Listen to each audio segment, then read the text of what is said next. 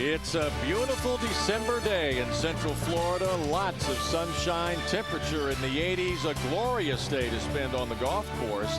Unless, of course, you're one of the 163 players here at Q School battling tooth and nail for their professional lives. Just hoping to survive the last 2 days of this 6-round marathon.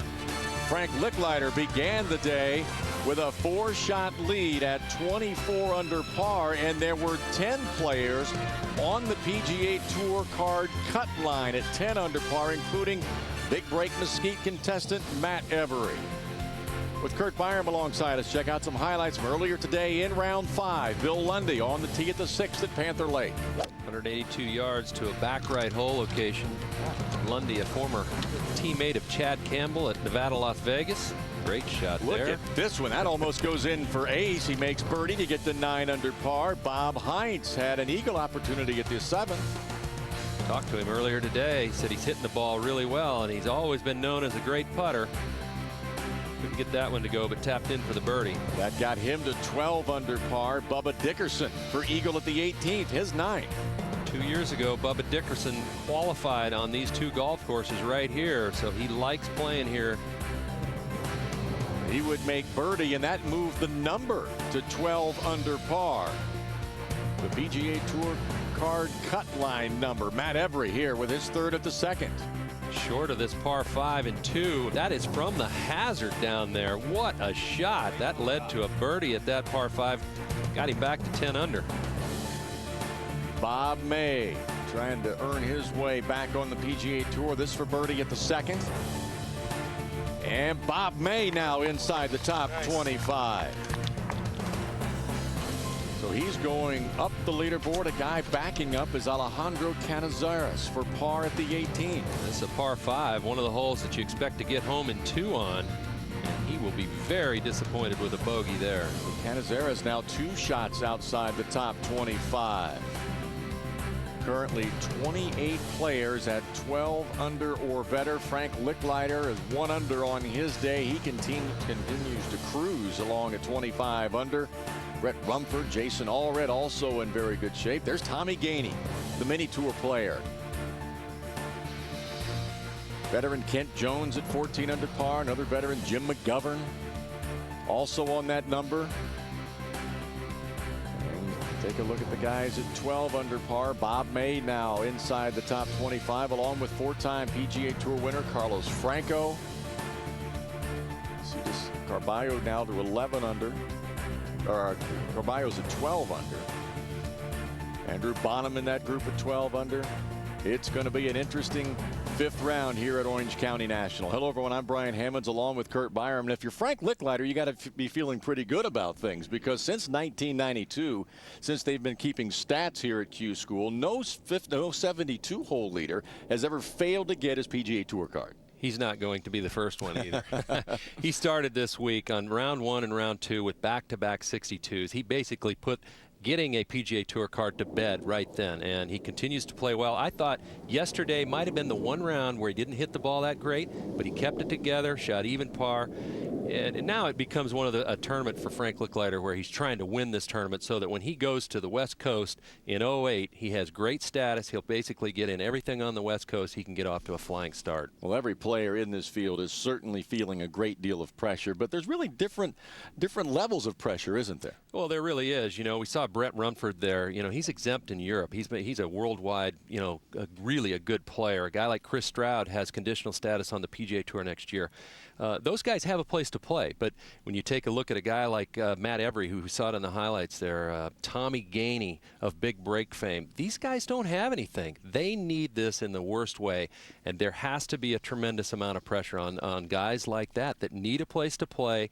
This is their shot. They need to get it done. Top half of the field today playing here at Panther Lake, and it's an interesting configuration on this golf course. It really is. When you look at the scorecard, the thing that stands out is that there are 5 par 5s, but there are also 5 par 3s. The par 5s are pretty much reachable by everyone in the field except for one of those holes. The thing that counteracts those par 5s, which these guys know if they drive it well, they're going to take advantage of, is the tough par 3s. 2 of them are well over 200 yards today. Well, this is the 3rd hole. Bob May now with his 4th shot, and Donna Capone Burns is with this group. Yeah, Bob drove it in a fairway bunker, tried to hit a 2-iron hybrid, pulled it in the hazard. We could not find the ball, took a drop, and there you see his 4th shot. Terrific play there. Over to 17. Let's bring in Frank Nobilo. Thank you very much, Brian. Now Tommy Gainey, after a brilliant tee shot, using the back right hole location, back right tee, back left hole location, and Tommy Gainey continues his trend now -19. Now let's go back to the 3rd, the 470-yard par 4 in Donna, Brendan DeYoung. And this chip is for birdie. Pushed his 2nd shot a little bit. What a great driving hole this hole is. Brendan 13 under. Good chip. Players have come from all over the world. Brendan hails from Zimbabwe. And many players come here for the opportunity of playing on the regular tour. Now let's go back to the 2nd hole. And Kent Jones has an eagle opportunity. He's one of those guys who has conditional status next year on the PGA Tour. That category is called the 126 to 150 on the money list category. And so he will get events no matter how he finishes here. But he can certainly improve and get in a lot more tournaments next year with continued good play this week. We'll get Kent Jones to 15 under par. Take advantage of the par 5s at Panther Lake. There are 5 of them. All but 1 are reachable. Back to the 3rd. We'll find Bubba Dickerson, long way away from the hole. A long way, but was very pleased to see where his ball ended up. He pulled his 2nd shot.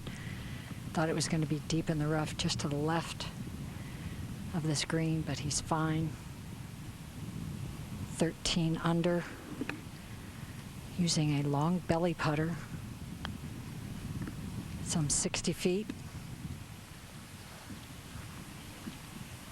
This green's running at about 10.5 on the stimp meter. I tell you, they even look quicker than they did yesterday. And while that was happening, a lot of the leaders, they teed off the 10th hole. So here he is. This is his 8th hole today, the 17th. Brett Rumford. Fine round of 65 yesterday at Crooked Cat. And another good shot from the Australian. Up ahead to 18. Jim McGovern, another veteran, playing well. This is his 9th hole of the day. And he'll have this for birdie. And he's coming out of a low spot. There's a ridge that runs right across in front of him there. It's a very slow putt coming up the hill here.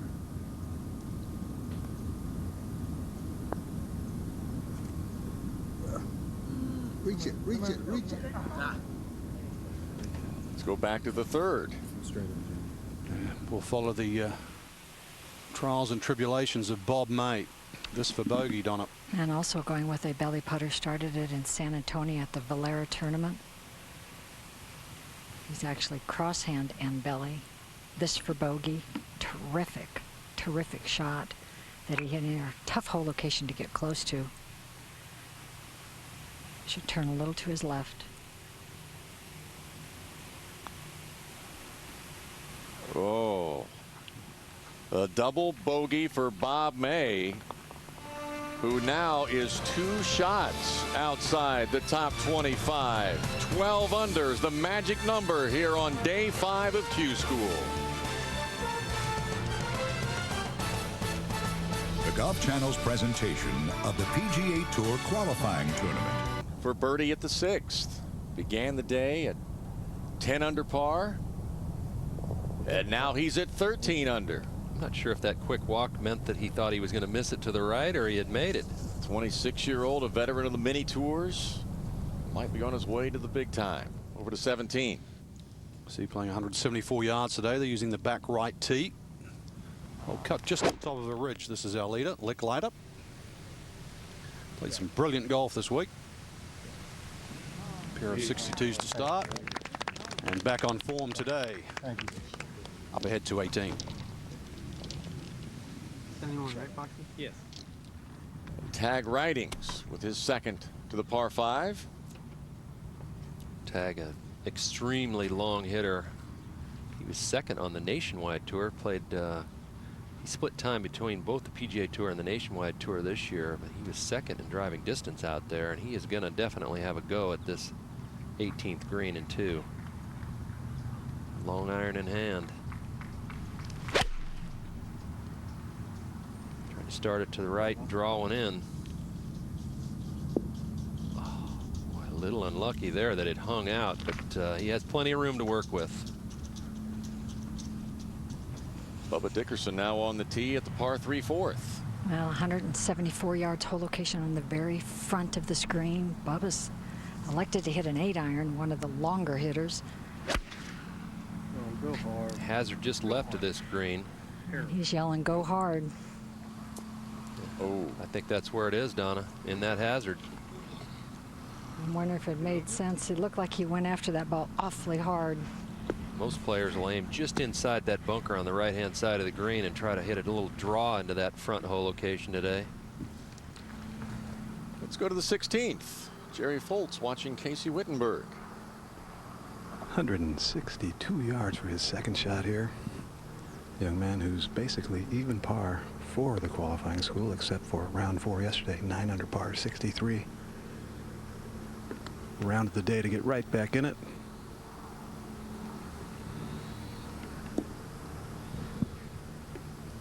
Round he shot of 63 was right here at Panther Lake. 2 golf courses this week, Panther Lake and Crooked Cat here at Orange County National. Over to 17. Find out Frank Lickliter surveying this putt. Yesterday, a rather substandard round of 72. First time in the 70s for Frank this week. It's amazing, Frank, to me sometimes how similar a guy's putting stroke is with his full swing. Yeah, he keeps the rhythm. I think you're right there, Kurt. Keeps the rhythm very similar to his full swing. Even the little pre-shot routine where he lifts the putter just slightly in the air. Yep. Not dissimilar to what he does with his long shots. Yeah, he's putted very well this week. I mean, a lot of people might think that, you know, by hovering the putter at the start, you would be, you know, not keeping the putter low to the ground. And obviously Frank doesn't care one bit about whether he keeps it low to the ground or not, and it's working for him. Yeah, I think it's an excellent tool, certainly from short putts. I know Nick Faldo used to do it from like 3 or 4 feet in, try and hit the equator of the ball. There's not too much in this putt. You got to think, for a man that's already 25 under par through 4.5 rounds, that hole's got to be as big as a bucket right now.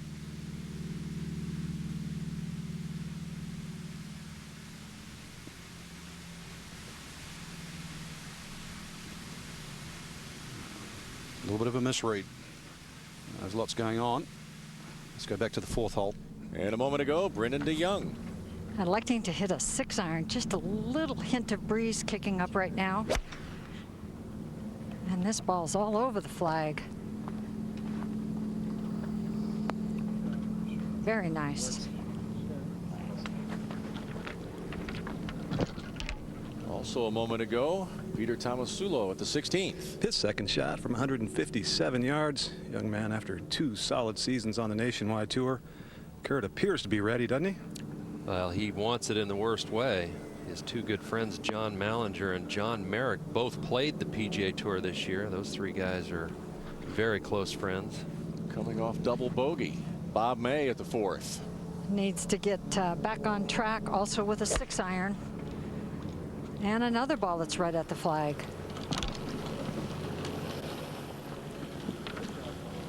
So after making a double bogey at the 3rd, Bob May will have a birdie opportunity to get 1 shot closer to the top 25.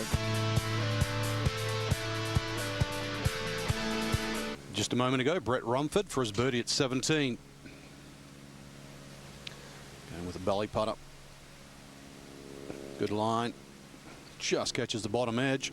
So Rumford will stay at -21. Just 4 back from Lickliter. Now let's go back to 4. Bubba Dickerson from just off the green. Well, inside the hazard.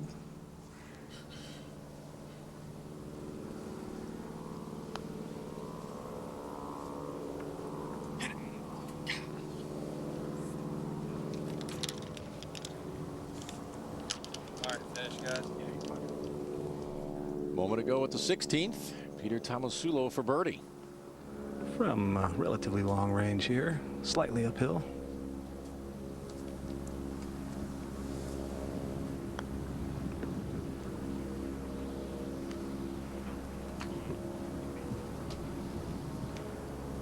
And now live for par.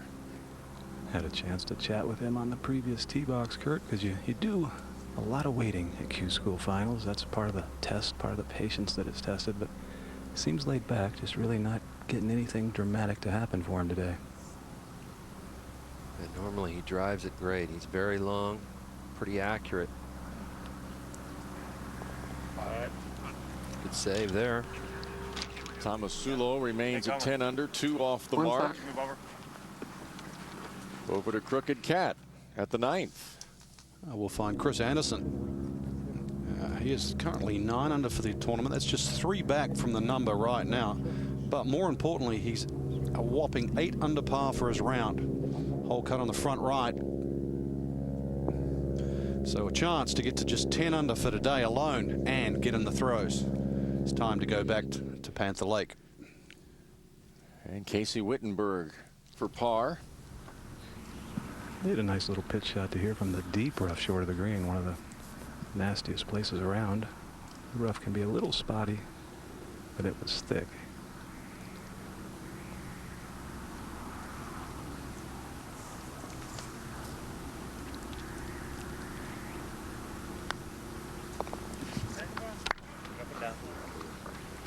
That's fucking weird. I'm sorry, because it's not.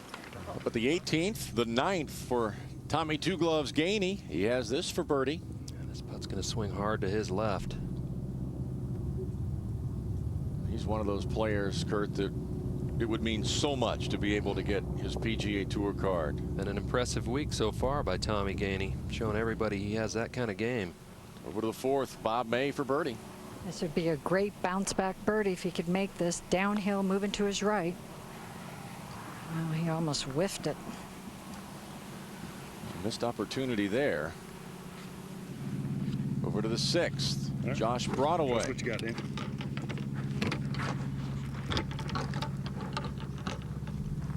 If you're gonna watch him hit, you better get there quick.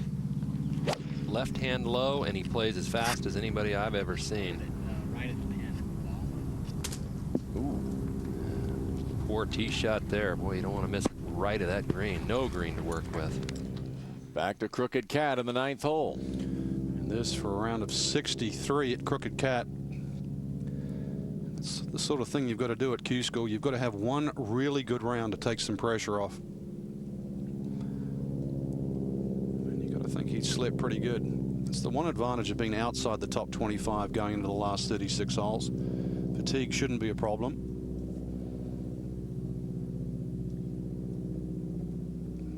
As good as this round is, it'll only be good if it counts.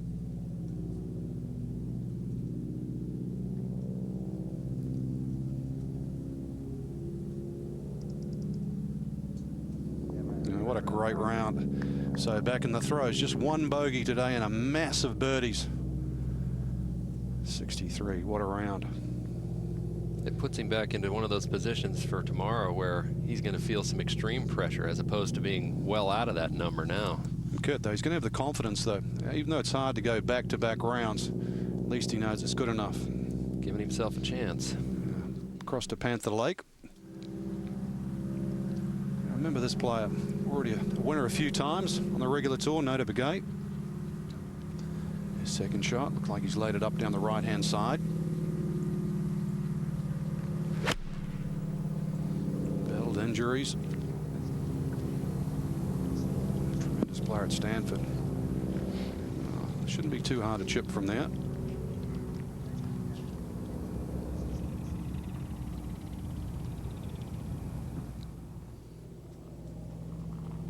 You can look at that, the amount of players in this field that have won on the PGA Tour. Robert Gomez, he was also in the field. He withdrew earlier, though. But Steve Pate, look at that, 6 wins. Carlos Franco, he's just out of the mix at the moment. Noda, Duffy Waldorf, and obviously Lickliter, who's just ripping this golf course apart. Steve Pate played on a Ryder Cup team as well. Nota Begay spent the year in Europe, Frank. That's an interesting decision for him to go over there and try to pursue his career. He's desperate to try and get back to full form, that's for sure. As we go back to 17, the par 3. Bob Hines' tee shot just found the back edge of the green. We saw Lickliter putt from here. Kurt, ball just seemed to break a little left to right, but his did hang on the top side. Heinz basically grew up down here in Florida. He went to Yale University, but so he should know the grain on these greens very well. He's played the tour school here in the past as well.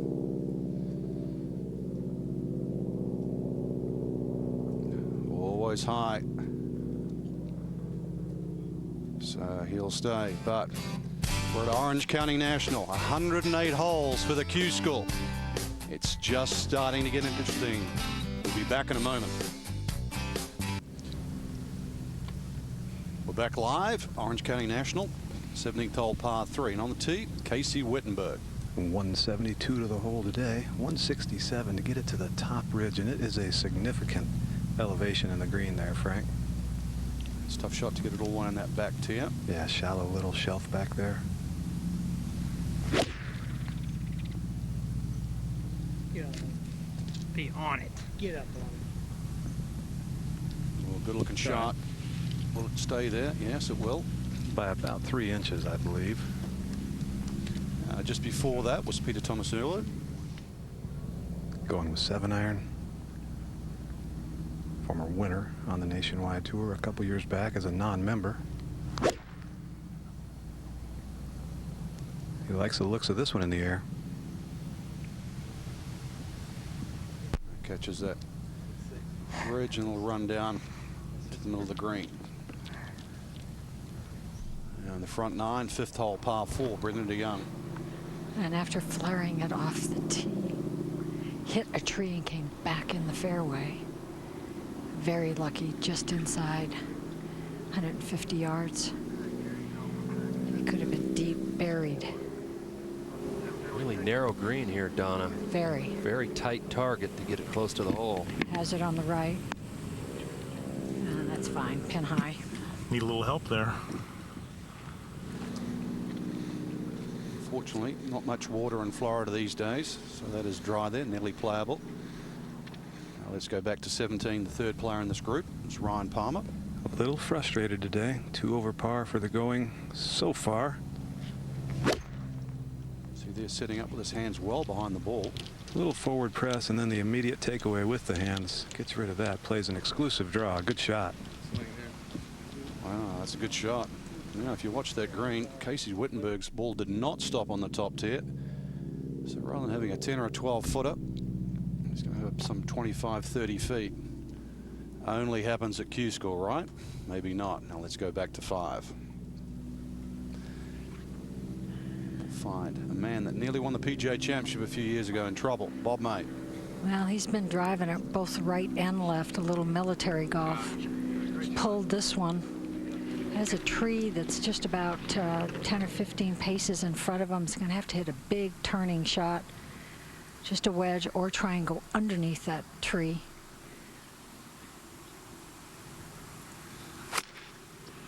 Going around it and over it.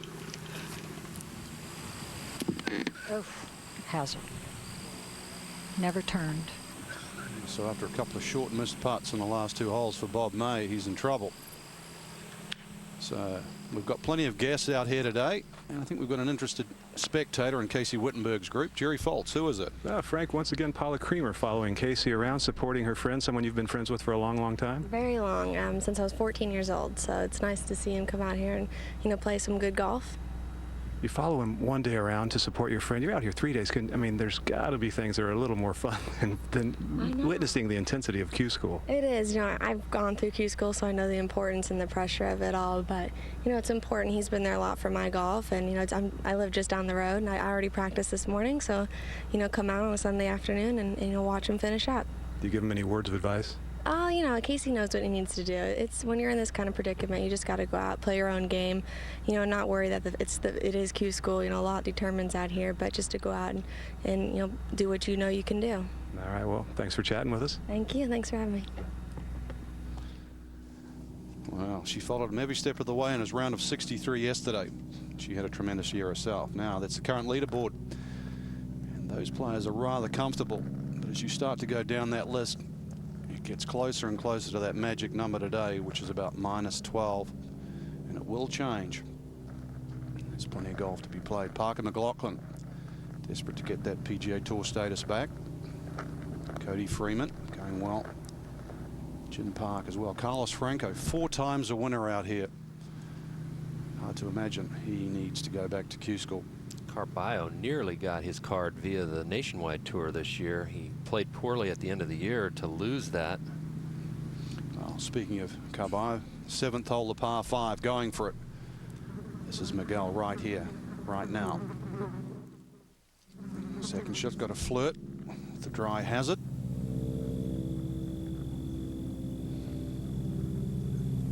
Oh, it's a super shot all the way to the back hole location. So he will have a chance for eagle. Now back to 17 with Jerry Foltz. Peter Tomasulo putting up this huge hill. Easy to run this by, easy to leave it short, tough to get it close. If I remember right, it was the last go around at Q School. This was his 107th hole, and it was his undoing, Kurt. Yeah, what happened was the pin was back here, right here, and he put it over the back left, which is absolutely dead. Straight downhill, tough pitch from there. One would assume he hasn't forgotten about that. And that's something you don't forget about too quick.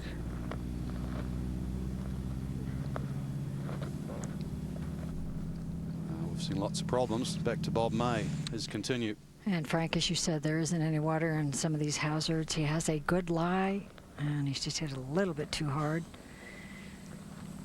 At least he was able to put a club on it. He's trying to get back on the rails. Back par 3, 17th. Wittenberg, whose tee shot one stage, Jerry, looked like it was going to be really close. It came to a dead stop up on the slope, and it was only an inch above or a couple inches above what I thought was a safety zone, and it slowly rolled back down to here. Probably got a good teach from Tomasulo on the speed, but that back portion slopes slightly away, Kurt, and that makes it tough. Boy, those are the kind that'll, you'll have raw nerves by the end of the week, those 3-4 footers. Let's go to 6. Andrew Bonham right now on the number at 12 under par.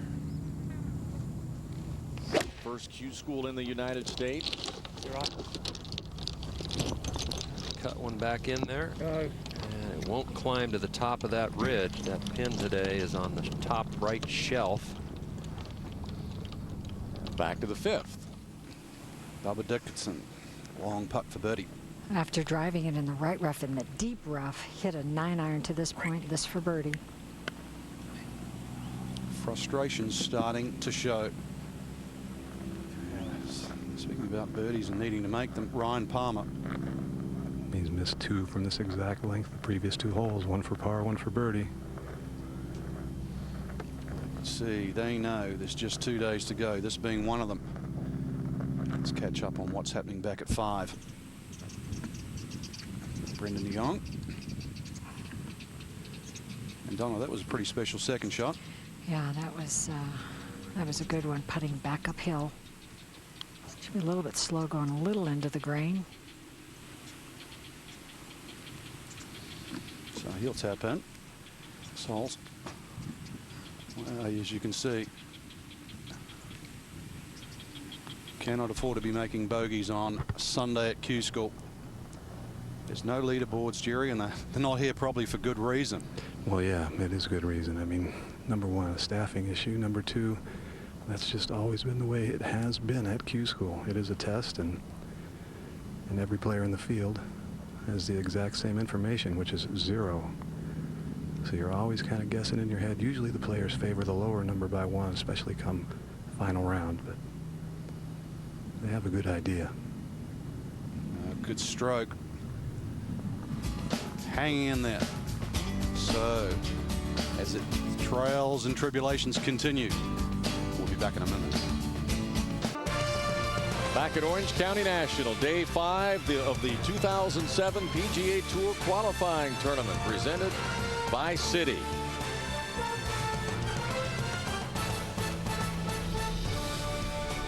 Up at the 18th, our leader, Frank Lickliter, with a good look at birdie.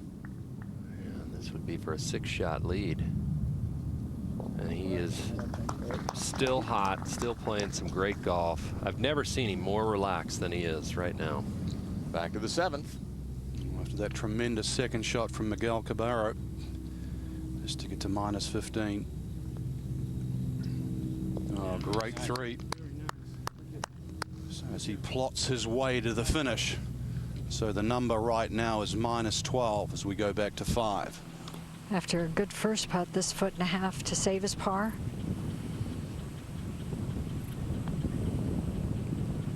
Well, the ramifications of that, all of a sudden now the number is 11.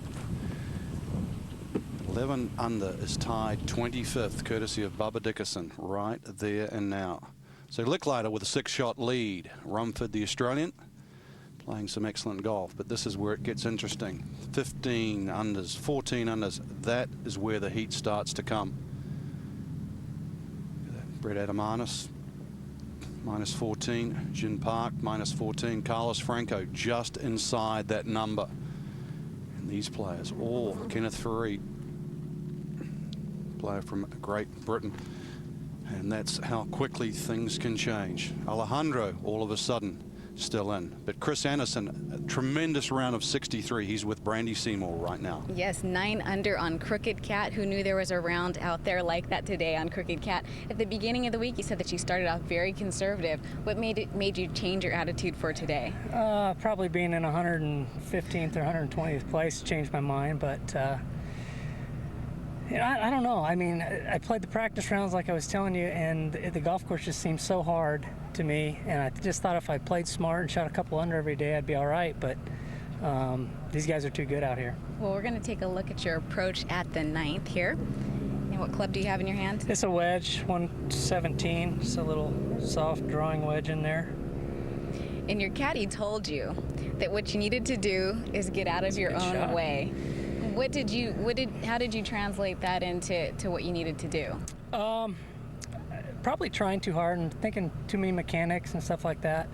My sports psychologist, Dr. Cohn's, been telling me all week to basically do that, and I just kind of needed him to maybe yell at me and get my attention a little bit to just go out there and hit shots, you know, get the yardage, grab a club, and hit it. Have a little fun out there. Is it possible on a week like this? Not really, no. It's absolutely miserable every shot, but just do your best and try and have some fun. All right, well, right now you're 1 shot outside of the number. That could change, but certainly moved up the leaderboard. We'll send it back to Frank Nobilo. Thank you very much, Brandy. Well, I love his quote. They're absolutely miserable this week, he said. That's how difficult it is. Right on this number, -11, Jared Lyle, 4 yards.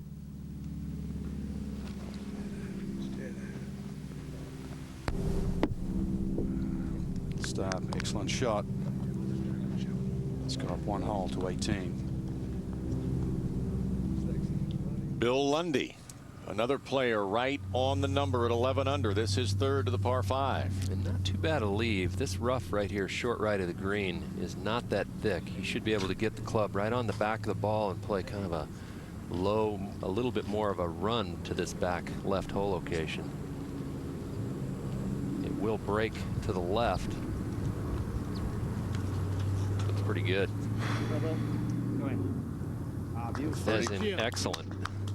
32-year-old from San Diego will tap that in for birdie to get to 12 under par. And that could move the number back to 12 under. Here's Brendan DeYoung at the 6th. And gripping down on a 4-iron, hole playing into the wind, 182, hole location on the right.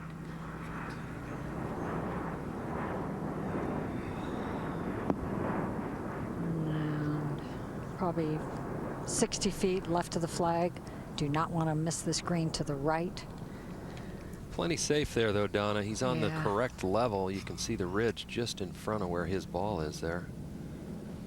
Players are trying to figure out exactly which direction this wind is coming from. It's turning a little bit. Bob May also with 4-iron. It's gone from into their face to across now. Bob has to start making some birdies. He's running out. I don't think he's been hitting the ball that solidly, so putting too much pressure on a short game. He's 3 over in his last 4 holes.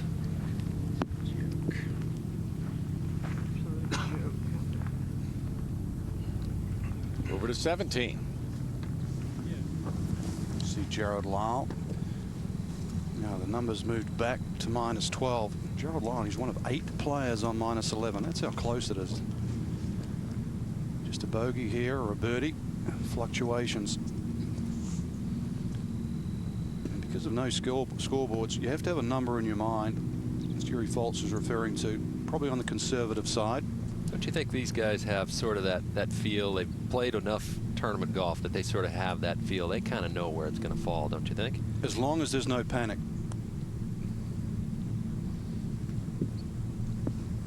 And the reaction says it all. So he stays in that traffic jam of 8 players, 1 back. Whatever you want to do. Oh, why? You guys were talking about the number. Here's the progression of where 25th place fell. First round was 4 under, 6 after round 2, 8 after 3, 10 after yesterday, and currently the number is 12 under par. Now, if you're a player, where do you think it might end up? What number are you shooting for? I think, Frank, that based on no win today and a perfect day to play golf, I think these guys all know they have to keep the pedal down. They have to keep making birdies. You can't expect an even par round to keep you inside the number. Yeah, you'd imagine that it's not going to change too much right now. Bubba Dickerson at the 6th. He's a shot off the pace now. And actually also is hitting a 5-iron. This is a wonderful looking shot, just slightly left of the flag. And right on that top tier that you're talking about. So when we come back, we'll see if Bubba can roll that in and join these guys inside the top 25 on day 5 of Q School. Back live at the 18th, Peter Tomasulo with a second to the par 5. 202 to the front, 231 all the way back to that hole location. Little ridge left, which will keep it from climbing up to the top tier. If you hit it a little left of the hole, right side of the green with a little draw, which fits his pattern.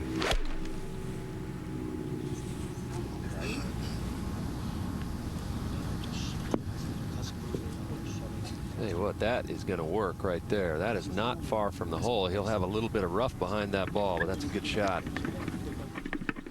Back at the 6th, Bob May for a much needed birdie.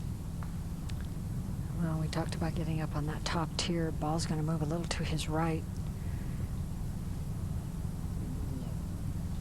He really has been struggling, and his stroke doesn't look as smooth as it did at the beginning of the week. Though when you're not hitting it real well, you put so much pressure. And he's probably even lucky to be playing golf after that major back surgery. He was away from golf for almost 2 years. I wonder how many times, Donna, he lays awake at night wondering how his life would have changed had Tiger missed that putt on the 72nd hole at the PGA Championship in 2000. How true.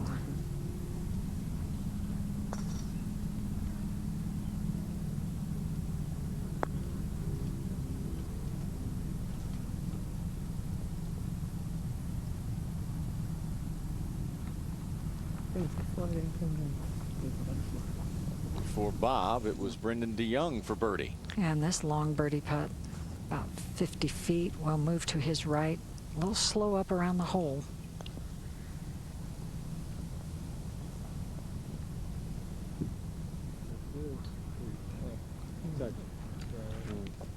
Also a moment ago, Casey Wittenberg second to 18. Casey at 231 front, 260 all the way back to the hole. Sounded just a hair thin, but good line on it. Short. We go back to 6. And Bubba's 2 fellow competitors have given him an awful good read. He knows it moves right and it's slow right around the hole. Did he get it there? Yes. Nice bounce back after that 1.5-foot putt that he missed on the last hole. So Bubba's back inside the top 25.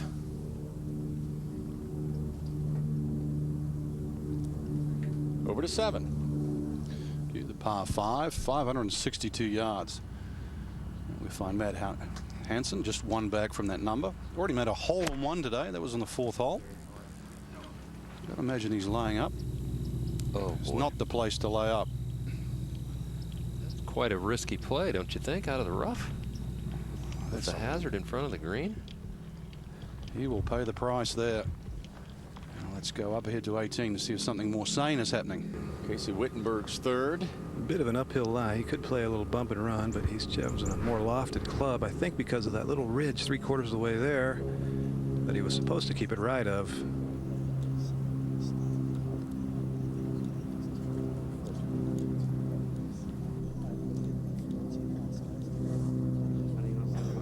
Go back to the 6th, the par 3.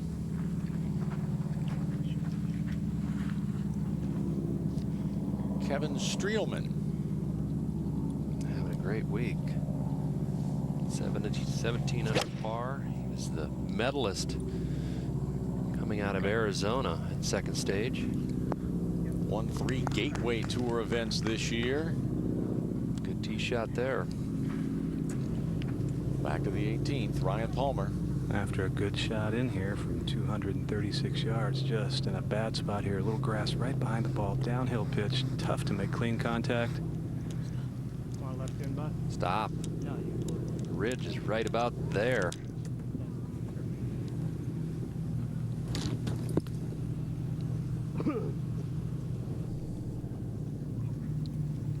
We go back to the 6th. Hunter Haas is now 3 shots outside the top 25. I do. Okay. Well, that pin is perfect. Regular one right at 91 back edge. Greens are soft. Finished 59th on the Nationwide Tour money list this year. He's a winner out on the Nationwide Tour, won in Knoxville last year. His caddy giving him the yardage there, telling him the greens are soft, trying to convince him to go ahead and hit this thing on top of that shelf and not worry about it releasing over the green. Conditions are definitely soft out here. Hunter likes to play a draw, but he can also cut it when he needs to. He's opened up here. He looks like he's going to try to slide a 5-iron in the back right.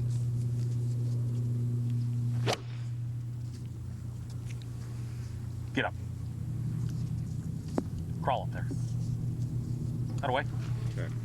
Kind of a low, boring shot. That worked out very well. Up at 18, Peter Tomasulo with his third. If he can knock this in, he'll get inside the top 25. And it is definitely doable from here. Slightly uphill. That little fringe that Kurt referenced isn't much of an issue with the backstroke. And Kurt, we've seen him just time and time again be the last guy to leave the practice green at the end of the day. Yeah, it's not for lack of hard work that he hasn't gotten to the PGA Tour. That one hobbled a little on him. His coach, Jamie Mulligan, is here this week. John Merrick is also in the field this week, so he's trying to get his 2 students through. Now at 11 under par, and he is going to have one eventful, nerve-filled day on Monday here at Q School. Not to mention a restless night's sleep.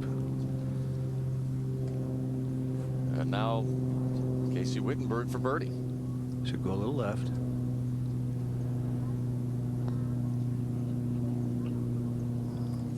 That was pretty tentative. Not a stroke of a confident man. Still in good shape. While we have a moment, let's join Brandy. Thank you, with Bill Lundy, who shot 69 today on Panther Lake.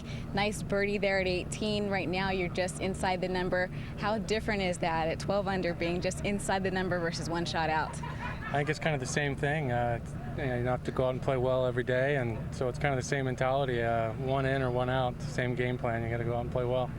5 rounds in, and you've been hanging around the number pretty much all week. Yeah. Is it exhausting at this point? Whether you're near the number or not, I mean, it's a long week.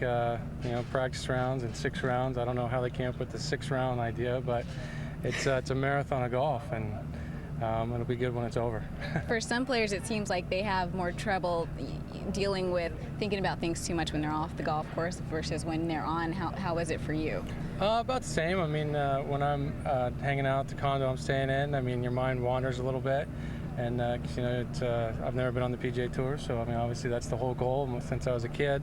So knowing I'm getting closer and closer each day, it makes you think about it. But, once you're playing, I think it's a little different. You're just kind of back in the mode of grinding and playing hard. Well, with 1 round to go, do you have a number in mind of what it will take?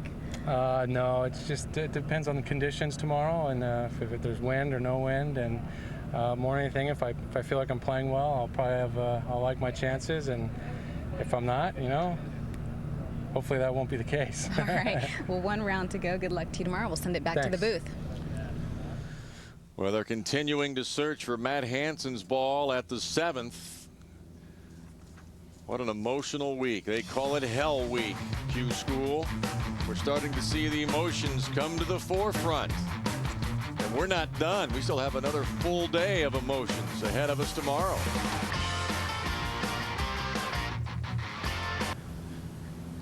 While we were away, D.H. Lee, his second to the 8th, his 17th. Really tough par 4, 455 yards. That is an excellent second shot. A very tough hole. Second hardest hole on this golf course at Panther Lake. Up at 18, Jared Lyle, 1 shot off the number. This is 3rd to the par 5. Just a sand wedge left. He won't be happy with that. He hung it out to the right.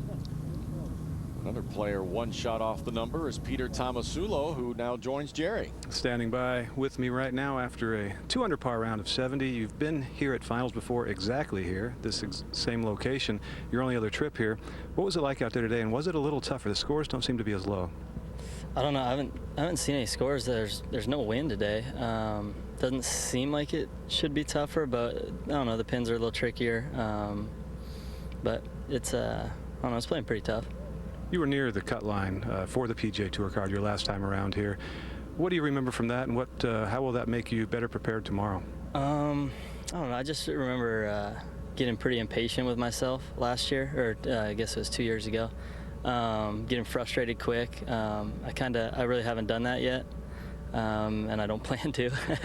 But no, I feel good out here, and it feels better than a couple years ago. I feel like I'm a better player, better mentally, and hopefully it works out. Is it easy or hard to keep the ultimate prize out of your mind between now and when you tee off in your final round? I feel like that's when it's hardest. I don't know, you get thinking about you got so much time to kill at night. I mean, it's only 1 o'clock or something like that now, and so I don't know. I'll just hang out, try to keep it out of my mind, and play well tomorrow.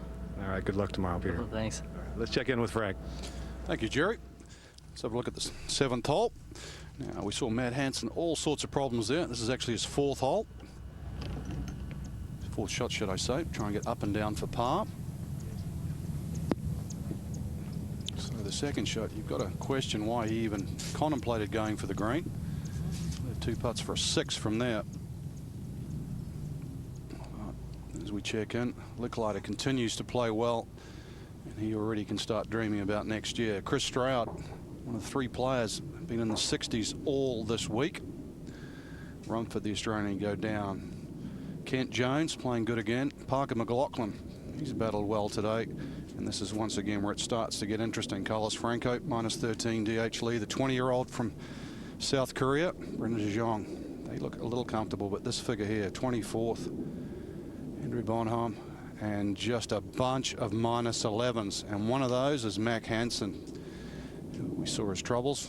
Second shot, his 4th shot to here, so this to somehow escape with a 5.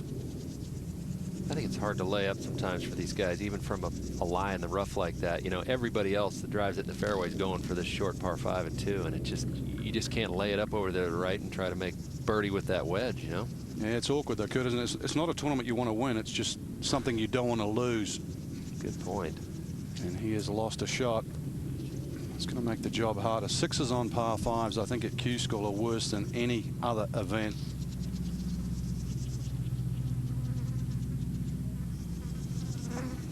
So see if you can shake that off. Everybody's going to make mistakes. While he wanders, we'll go up to 8. D.H. Lee was exempted into the finals because of his position on the Japanese Tour money list. Trying to take advantage of it. This for birdie to get to 14 under. Needs to keep this putt inside the right edge. No more than the right edge here. It's going to try to maybe leak a little left. plays it outside by much, he'll miss on the top side.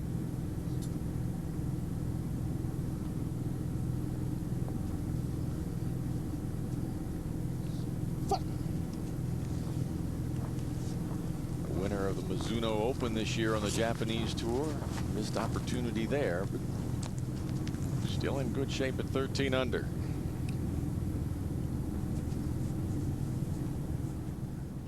Back to 18, Jared Lyle for birdie.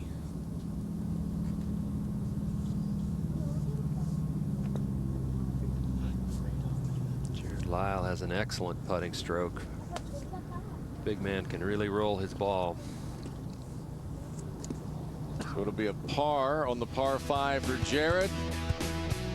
He's one shot outside the top 25, which right now falls at 12 under par. The drama continues here at the PGA Tour qualifying tournament.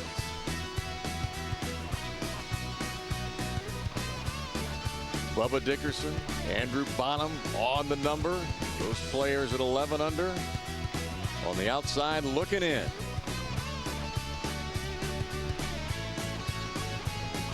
We find the Australian, Greg Chalmers. A few years on the regular tour. It was National Open. Royal Adelaide. Yeah. A little up and down here. We'll get him right on that number. Some success on the PGA Tour. I believe he made about $3.5 million those 4 years he was out there. Yeah, after he'd won the Australian Open, he played quite solid. And all of a sudden, just one bad season. He hasn't got back since. Spent the year on the Nationwide Tour. I thought he was one of the guys that might have a great shot at finishing top 25 on the money list. Downhill, side hill lie. Well played. So he'll have that to get to the number.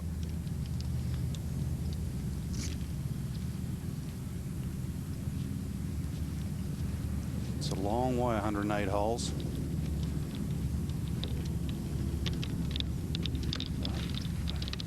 A few more holes to go. Go to 9. Miguel Cabrera, he's comfortably inside the number. Well, we say comfortable, just 2 shots. Just a short iron here. A hole cut. Fairly accessible today. Sounded like a good strike. Oh, that was too. Lovely shot. We've got plenty of time. Let's go down to Brandy Seymour. Thank you. Standing by with Carlos. Franco was just recently talking about in 1998 when you made it to the tour on the final number. Right now hovering right around that line. How is the feeling today? Well, today feeling very good. Thank you for inviting me again on the Golf Channel. I'm so happy because I shoot today 4 under par. I coming back chance tomorrow again to make my car for next year. Yesterday you finished with a couple of bogeys on 17 and 18, and today a lot stronger. Also, you took advantage of the par 5s today. Was your mindset any different out there? Yeah, you know, when you make a birdie on par 5, always you have to make focus because many par 4 is too longer, you know, 460 or 470. Nice course, you know. My mental is a little tired because I come from China. I don't know the golf course. I know play the Tuesday and the Monday, and I play straight to the course. And I think so. I give it too much chance for the guys, but I had one more day to come back. You had a lot of support out there this week. Your good friend Julieta Granada, who plays on the LPGA Tour, and her mom Rosa, were out there watching you. Did you guys talk about anything as far as what to do out here this week? Well, 2 days ago, and she waiting for me on the number 16 hole. Sorry, I had a great shot. I missed my birdie, and I make a bogey number 18 hole, and she say, "What happened, Carlo? I'm coming to look birdie," and I say, "I try to make birdie, but I make bogey." But I'm happy, you know. I'm very happy when I know the one woman from Paraguay played the LPGA Tour, you know, and she wonderful player, and that's good for my country. All right, well, great round today. 4 under par, get you to 13 under, and we'll send it back to Frank Nobilo. Well, thank you, Brandy. Popular man from Paraguay. Now, Chalmers. And Kurt, you were saying you watched him a lot this year. Used to be very good with the flat stick. He still is. Oh, thank God he made that right on cue. He can flat roll it. I'll tell you. Matt Every Go. That's really well done out of the rough there. He is a long hitter. That left him probably in about the 140 range on a hole that stretches out to 455. Over at the 6, Cody Freeman at 15 under. This is second to the par 3. Downhill lie out of the heavier rough. Playing in his first Q School final, and look at that.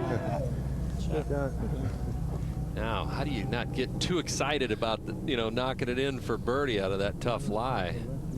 Cody Freeman in great shape. Back to 7. Bob Sowards, it's just a moment ago. This for eagle on the par 5. Good player, Frank. He's a former club professional champ. Yeah, it's my first look at him today. He's close to the opportunity. So we go to up ahead to 17, the par 3. He's playing 174 yards. Tim Wilkinson. So just outside that number. Another good left-hander. That will probably not stop. No, down it comes. And that'll be some 25, 30 feet short. Another young player in this field. Spanish player Alejandro Canizares struggling a little bit today. It's in the 5th hole. Trying to right the ship. He's also outside at -12 number. His father, Jose Maria, fine player, played many a Ryder Cup for Europe. But his son has done a different route, gone to college in America, and wants to play this tour now to 6. Young Yoon Yang at 15 under.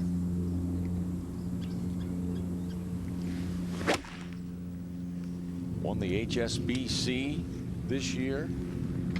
Played the PGA Tour qualifying school last year. Boy, that was a poor shot. That is 15 to 20 yards right of the green and hits the tree and comes down, but was disqualified last year in the PGA Tour qualifying school. Over to the 8th, Josh Broadway for birdie.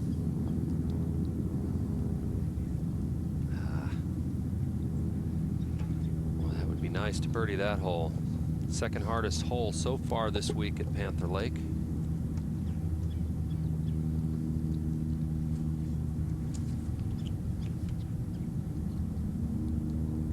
We go back to the 6th, and Parker McLaughlin.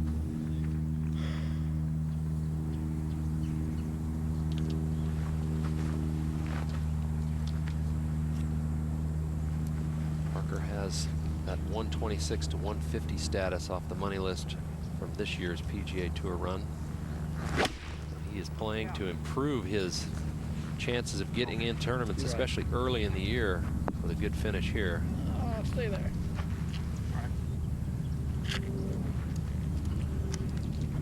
Over at the 8th, Matt Every with a birdie opportunity that could get him to 12 under par inside the top 25.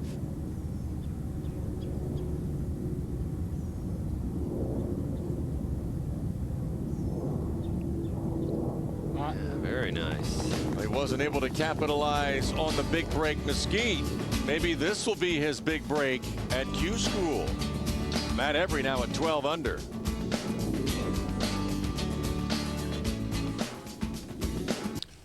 While we're away, Alejandro Canizares, what a great sounding name that is.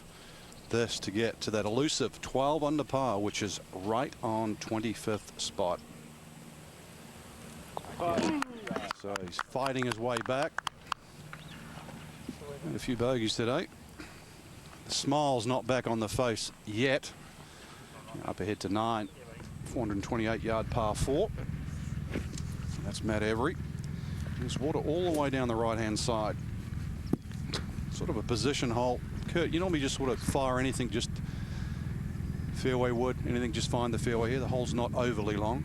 Yeah, that, and it narrows down the further down you go. So looks like Every has driver out. I mean, it's you know, it's doable. I think this fairway, I looked at it a little bit today. It's probably about 30 yards wide, so it is very doable with a driver. Seems to be a little bit of a weight there, so we go to 7. Donna. Well, Bubba Dixon wanted to go for the green in 2. He tried with a 4-iron and hit it in the hazard.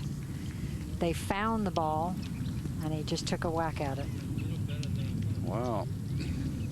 Let's go over to Crooked Cat. And the 18th hole. Jonathan Fricke is 7 under on the day. He's 10 under for the event. Playing his second now to the par 4 finishing hole. Making a big move here in round 5. He's got a great opportunity here after a good drive right down the middle of the fairway. A 7 or 8 iron to this back left hole location. Good chance to finish with another one right here. The hole is located up on a top left shelf.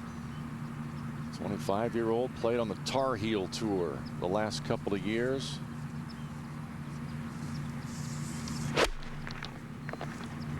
Draw one in there. And he is on the correct level, about 30 feet to go for that birdie. Let's send you down to Brandy. Thank you, with Jeff Sisk, who's 42 years old from the Massachusetts area. And 4 under today, you were on the number at 10 to start the day. You made took a couple of risks early, but what was your overall mindset today? You know, I felt pretty good actually all day. I was a little nervous starting off, and I made a good 5-footer on my second hole to save par, and that kind of calmed me down a little bit. And I got on somewhat of a roll, made a couple birdies, another bogey, and turned it at 3 under. And then I ended up making eagle on number 2 today, hitting 5-iron in, which is actually pretty good for me since I'm not that long. Hitting 5-iron in and making the putt. So I had a whole bunch of momentum going until I got to number 7, and made a mistake. Made bogey, tried to go for it in 2 and hit it in the hazard, and then made 2 good pars the last 2 holes. Obviously, this is a huge week for you because you've been playing the North American Pro Golf Tour. The opportunity to get to the PGA Tour from there is obviously a big leap. How do you keep yourself calm? Well, in all honesty, part of the deal is I have a very good caddy, a good friend of mine, Joey Choi, who's really knows how to read the greens out here. I'm not very good at reading Bermuda greens. He's a player as well, so he understands kind of what I'm going through, how I'm feeling. And just when you get confirmation on a club, there's no guessing. You know, we made a few mistakes here and there, but not an awful lot. Probably the only mistake we've honestly made in 5 rounds is the second shot I hit on number 7 today. Okay, well, you've spent 1 year on the PGA Tour back in '99, and I know you'd like to get back. Good luck to you tomorrow. Thank you, I appreciate it. Send it to Frank. Thank you, Brandy. We go from one player in his 40s to another. Donna, Bob May. And Bob hit 4 iron in here also. This for eagle. Uphill will move just a little bit. Has to put a good positive stroke on it. Oh, good. Missed a couple of short ones. Yeah, much needed eagle. Much needed. You're so right. Just before that, Donna, was Bubba Dickerson with his chip shot. Flop shot. I'll play. Great shot. He'll escape hopefully with a 5 there. That was a lovely played shot. Up ahead 1 to the 8th hole. Andrew Bonham with his second. From the left rough, pretty decent lie, even though it's some thick rough. 159 front, 169 to the hole. Young man who led the Von Ida Tour's Order of Merit a year ago in Australia, a developmental tour. In his hometown, Brian, I can't pronounce it, Goondiwindi is the best I can come up with, is 4 hours from the nearest major airport. Makes traveling tough. Fulton, I like what he said. He named his kids Jack and Nicholas, but he did it accidentally. He didn't do it intentionally. Down. Down. It did fly. Before that, Greg Chalmers from the rough. 173 yards, also the left rough. Not a bad lie, a little thicker than Bonham's.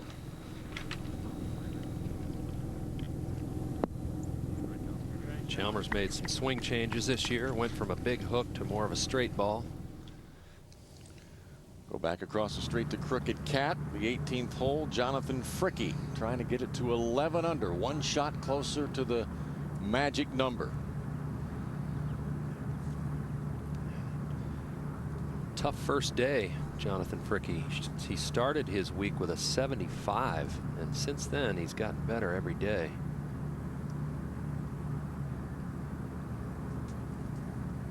Seven birdies and 1 bogey so far today.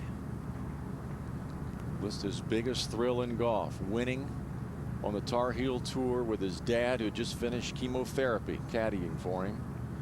And I misspoke. He's had 8 birdies and 1 bogey so far today. putt for 64.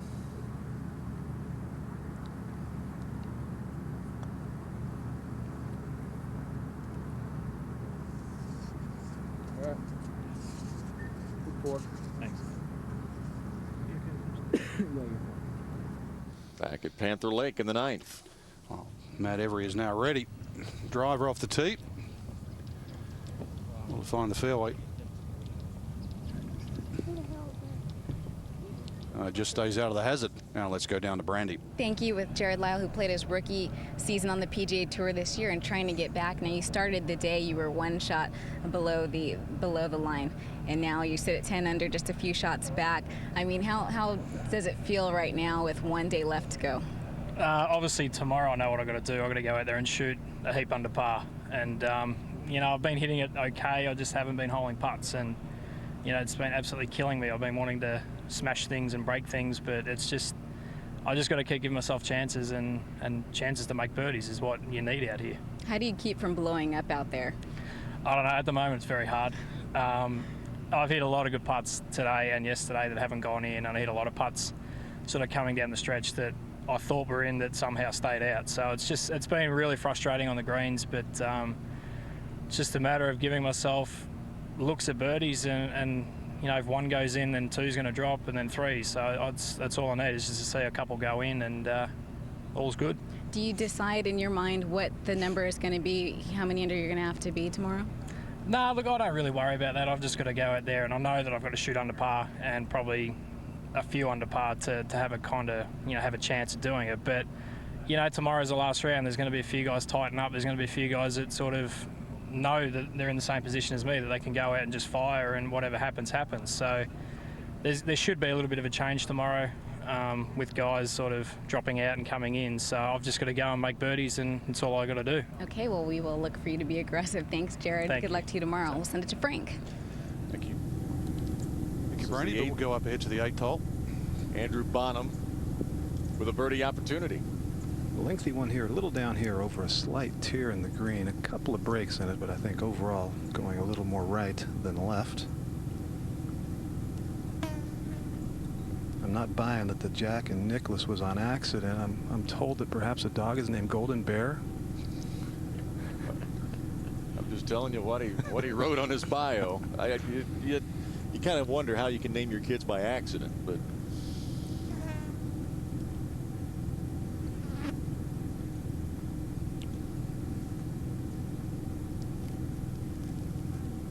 Played all over the world, played in Asia, played in Japan, played in Australia. And he said at 35 years old, he figured this was time to give it one last shot to try and play in America, or it might be too late.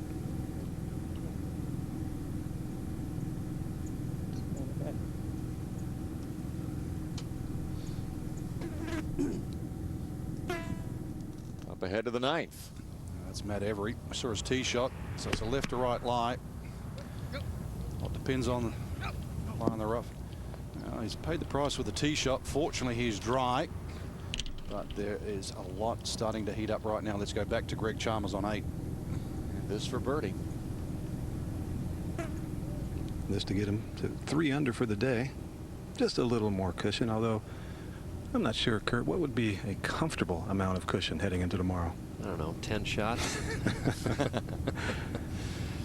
Oh, I think when you have more cushion than you have holes left, you might start breathing a little easier.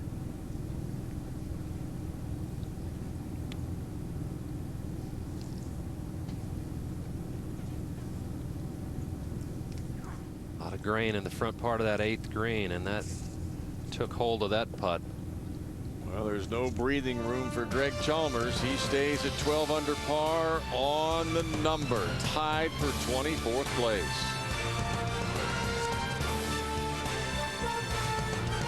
The Golf Channel's presentation of the PGA Tour qualifying tournament. You're watching the Golf Channel's coverage of the 2007 PGA Tour qualifying tournament presented by Citi. And as you might imagine, it is drama-filled. Let's go out to the 9th and Matt Every. Thank you, Brian. Just a moment ago, Matt Every trying to salvage a par, but quickly back to 8. And Bob May coming off that eagle to get him right back into the thick of things. One shot off the pace. And hit a perfect drive off this tee. Only a 7-iron. 7-iron in his hand. Turning right at the flag. Oh, hung out there just a little bit. Trying to utilize that mound on the right. Back across the street to Crooked Cat in the 9th. Wow, excuse my pronunciation here. I will call him Frank. It's very similar to my name, but Modeluzzo Muthia. And this is for birdie. That's the easy part, believe me. And I will no longer do this job at the end of the day, I promise. He's from Zambia, though. And sadly, this is finishing hole, 9th hole at Crooked Cat. Modeluzzo, the graduate of the University of New Mexico. He's a great story, Frank. He's a great student, really nice kid. He has a wonderful smile. Yeah, he's going to end up doing something great, whether it's in golf or something else, whatever he chooses to do eventually. Well, many people have come this week. Originally 1,300 players tried to start Q School a couple of months ago. They wheedled it down to 166. Now we'll go back to 9. Now this is a name I should be able to pronounce. Panther Lake for a start, and Matt Every. Tee shot found the right hand rough. Second shot found the bunker. Exploded to here, so this for par. And a finish right on the number. Oh, falls in. So I don't think he'll sleep too well tonight. I don't think any of them will. But around a 70. Long week. Well, 166 players began this week here in the finals. 6 had to go through the pre-qualifying stage. 63 players through the first stage. It's a long road just to get here. And then once you're here, you have to finish in the top 25 to get your PGA Tour card. 1,300 applications were sent in to Tour School this year. That's amazing to me. Back at the 8th, Donna. Well, we have Bubba Dickinson, whose ball came up just a hair short of the green.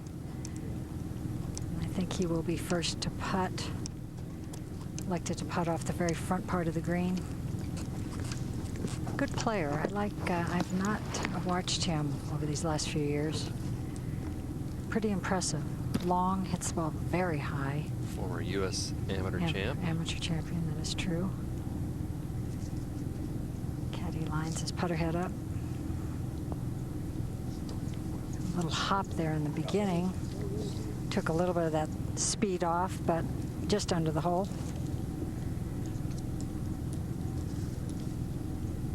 Got very lucky and made par on that par 5. You were talking, Frank, about making 6s on par 5s, and it was a tremendous chip he hit. Yes, par 5s. That's for sure, especially 5 of them on Panther Lake. Now we'll go back to 7. This is one of them. Now, I know it's within Cody's range. Any other time of the year, the second shot's a little more daunting because that hazard should be covered in water. It's a dry hazard this year.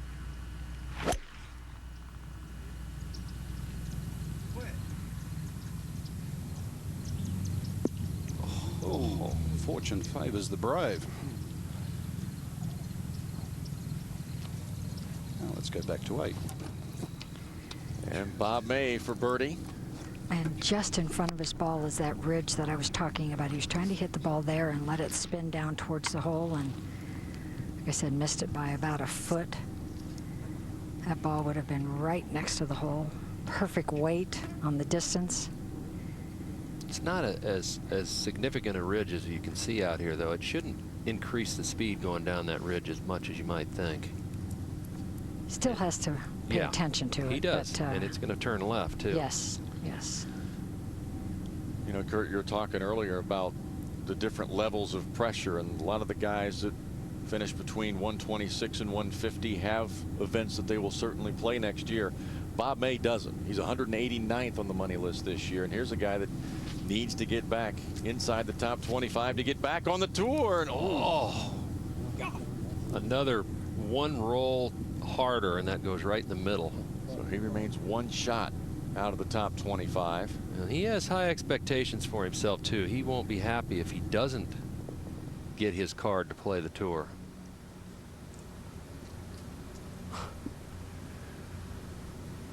Boy, every shot counts so much this week. It's just hard to swallow something like that putt. We're at the 18th. Tim Wilkinson with his third to the par 5. He's at 11 under par. This might go in. That'll get him on the number. He had a pretty good year on the Nationwide Tour this year. He made a ton of cuts in the second half of the year and played very well. So he came into this week with some confidence. You can only imagine what they'll be going through tonight, tomorrow morning, anticipating what might be a very special day. It's not fun. I know that for sure. It's back at the 8th, Brendan DeYoung trying to get a little more cushion. Well, he pulled his tee shot off the tee and hit the cart path and bounded down. Only had a little 9-iron in here from the left rough. Hit a beautiful shot. Had a flyer lie, and the ball basically checked right here below the hole. pretty solid, Donna, all day. He has not made a bogey. He's had 2 birdies, no bogeys so far today. Yeah, it's been a solid round. I watched him a little bit yesterday. He was a little erratic in spots yesterday, but we had a lot more wind yesterday. Today, the wind has really died down. This for birdie. Did he hit it? Brendan DeYoung remains 13 under. The number is 12. We've heard players say things like this week is miserable. They can't wait for it to end. The emotions continue here at Orange County National. Q School. Moment to go. Richard S. to get him to 12 under. Member of the PGA Tour the last couple of years. Hit it too hard, hit it through the break. So he'll remain at 11 under. Let's send you down to Brandy. Thank you, with Jonathan Fricke, who shot around a 7 under today to get to 10 under. And you're from Georgia, played golf at Georgia State. And you're good friends with a couple of tour players, Troy Madison and Heath Slocum. Yep. Play golf with them. What kind of advice have they offered you for a week like this? You know, Troy's been extremely helpful. He talked to him each night before we got down here, and a couple nights while we've been down here. And all he really told me is just try to get red numbers each day. And trying to do that, and just trying to stay patient and keep it, just play smart. You don't have to shoot 65 every day. And having an attitude like that really frees me up and relaxes me out there. I mean, it sounds so simple, just try to get red numbers, but what is it about that thought that keeps you calm? Well, I think it's the fact that you don't feel like you have to go for every par 5 and 2, and you don't feel like you have to hit it close a lot out there. And you know, when you have that attitude, I think it really allows you just to relax and free it up in the golf swing as well as putting. So. You would really like to get to the PGA Tour, obviously, and now you're just a few shots behind top 25. Yep. Being that you played Tar Heel Tour this year, there's a lot of good golf in between Tar Heel Tour and the PGA Tour. How will you sort of prepare yourself for that possibility? You know, I think I've been preparing myself for this since college. And you know, I think it's a matter of being patient and trusting your game and really you know, doing the right things as you go along. And playing the Tar Heel Tour was a great success. They do a wonderful job out there. And I think the biggest thing is when you're at home and when you're at these tournaments, you treat it as, you know, as if it's a PGA Tour event or as if you're trying to prepare for that. And I've got a wonderful practice facility out at the Golf Club of Georgia.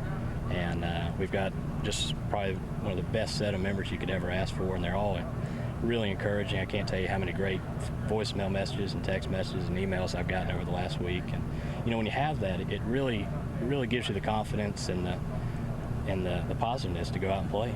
All right. Good golf. Hopefully you can keep that positive feeling going tomorrow. Good luck to you. Thank you. Let's send it back to Frank. Thank you, Brandy. We go to the 9th green. Jerry Foltz. Watching Andrew Bonham prepare to line up this downhill birdie effort. Playing very solidly right now. 3 under for the day.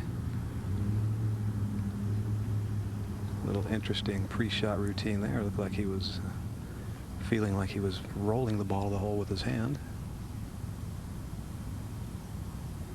Lists his former occupations, as one of them a dish sanitation technician. Frank? So he's not married.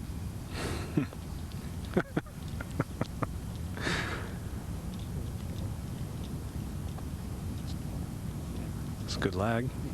We got room there, Bob? Yep. Greg, you're on? Yeah. Just before that, Greg Chalmers missed the green with a second shot. Yeah, from just 147 yards, tugged it to the short side here in the deep rough. Well played. Missed that short birdie putt on the previous hole. Yeah.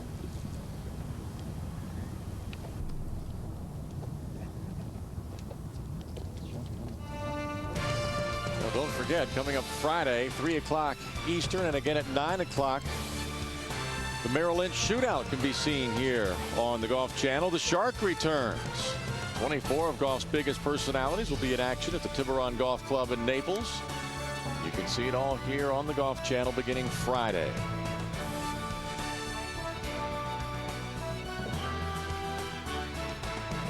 Over at the 6th, Tag Ridings. Tag in real good shape at 18 under par. 164 yards. This is probably just an 8-iron for Tag, and not a good one at all. Excuse me, 182 yards.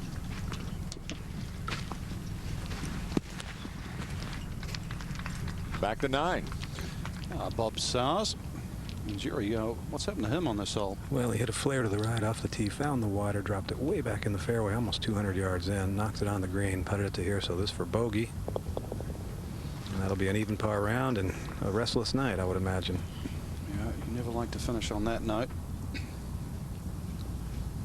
Pretty solid scoring note.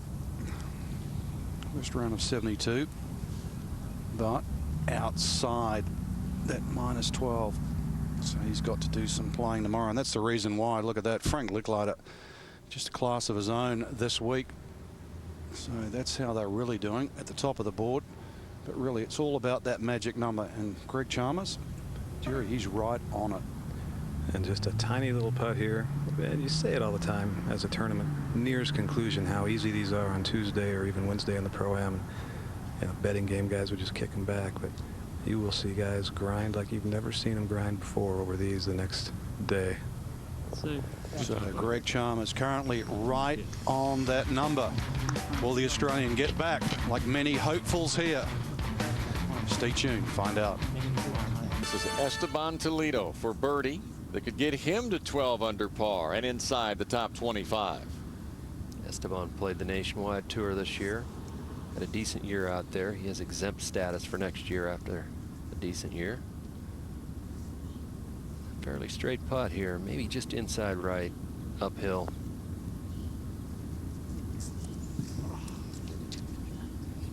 So we continue to have 30 players at 12 under or better over the 9th. Just a moment ago, Bubba Dickerson from the middle of the fairway. And 123 yards. That's a pitching wedge. Pitching wedge you'd expect to hit close. Good shot. Now let's go down to Brandy Seymour with yet another guest. Yes, I'm with Matt Hansen, who's 11 under par, 1 under today, but the week didn't start off so well. Monday, you had an injury that you dislocated 2 ribs before you even teed it up, didn't get to practice much. What happened out there, and how did you know that it was a dislocation? Well, I originally didn't know exactly. I thought maybe it was just something that happened to my back, but you know, sneezing and just displacing 2 ribs is. I mean, I've heard of that before, but you know, for it to happen was kind of strange. But you know, got a lot of work done on it this week, and it's getting close to 100% again. Well, what a week for that to happen. You sneeze and you injure yourself. That's pretty unfortunate, but being that it didn't allow you to see one of the golf courses, what was it like stepping out there, seeing being kind of blind? Well, I mean, I played here in 05, so it wasn't exactly, you know, blind, but and I went out and, you know, walked around the golf course Tuesday afternoon and just, you know, just to get a look at it, and you know, got to go out there and just hit the shots where you're planning to, and go from there. Being that you were injured, did it keep you from making full swings? Did you have to hold back at all, or did you wince on any shots? Yesterday was about the first day that I actually could go at it about almost 100%. But it's kind of maybe a blessing in disguise, and just keep the rhythm smooth, and I'm at the point where I'm at, so I can't complain. All right, one more day to go. Good luck to you tomorrow. I'll send it to Brian. All right, Brandy, over at the 18th at Crooked Cat, Duffy Waldorf is making a big move today. 7 under on the day. He's come out of nowhere and has gotten it to 10 under par now. And he needed a big day to get back in this thing. Left rough caused some problems with that second shot. He stays on the upslope, he'll be all right. He'll have a chance to get that up and down. Back over at Panther Lake in the 9th. Frank? Oh, thank you, Brian. A lot of the players, as we know, they teed off on the 10th hole today, so there's a reason why they're finishing on the 9th green. We'll switch again tomorrow. And Donna, looks like a relatively simple putt. It does. Uphill, might move just a little bit. And Frank, I don't know, I think we say this every year at Q School. It seems like you have to keep the ball in the fairway off the tee. There is just no way around it. It just seems like it's so much easier to play it, even though the rough in spots isn't real bad, as we're watching Bubba approach his birdie putt. Lost it to the right. Don't you think that's such a key here? Yeah, I think obviously as the pressure mounts, Donna, that's obviously imperative to start finding fairways. Now let's go down to Jerry Foltz. Thanks, Frank. Standing by with another person from the Southern Hemisphere, much like yourself, Andrew Bonham from Gundawindi, Australia, 3.5 hours from Brisbane, 4-hour drive from an airport. Nonetheless, you're making a kind of a major splash here in the international scene, looking like you're in good shape to get your tour card. Yeah, I got a long way to go. 18 more holes and 18 long holes, I gather, and yeah, I'm looking forward to it tomorrow. I'm doing a lot of good things. I'm doing a couple of scratchy things, but my short game's making up for it, so I might hit the range for a while now and see if we can get a little better. I've read where you've played all over the world, but you figured at 35 years old you better give America one last crack.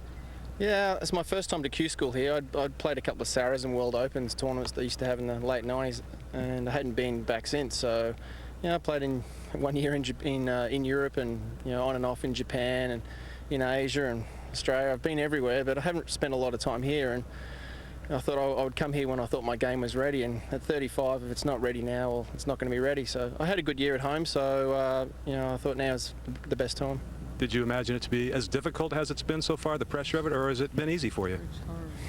It hasn't been too bad. It's hard to say.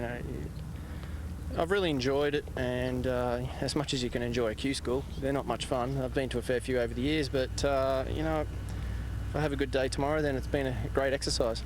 All right, well, good luck tomorrow, and let's go check back in with Brian Hammonds. All right, Canizares, second shot at the 7th. In good shape, just off the green.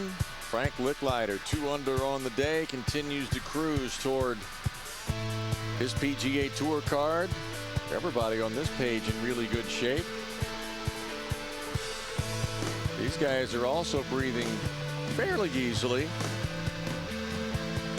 Things, though, begin to tighten up a little bit as we look at this page and beyond. 12 under continues to be the number at Q School.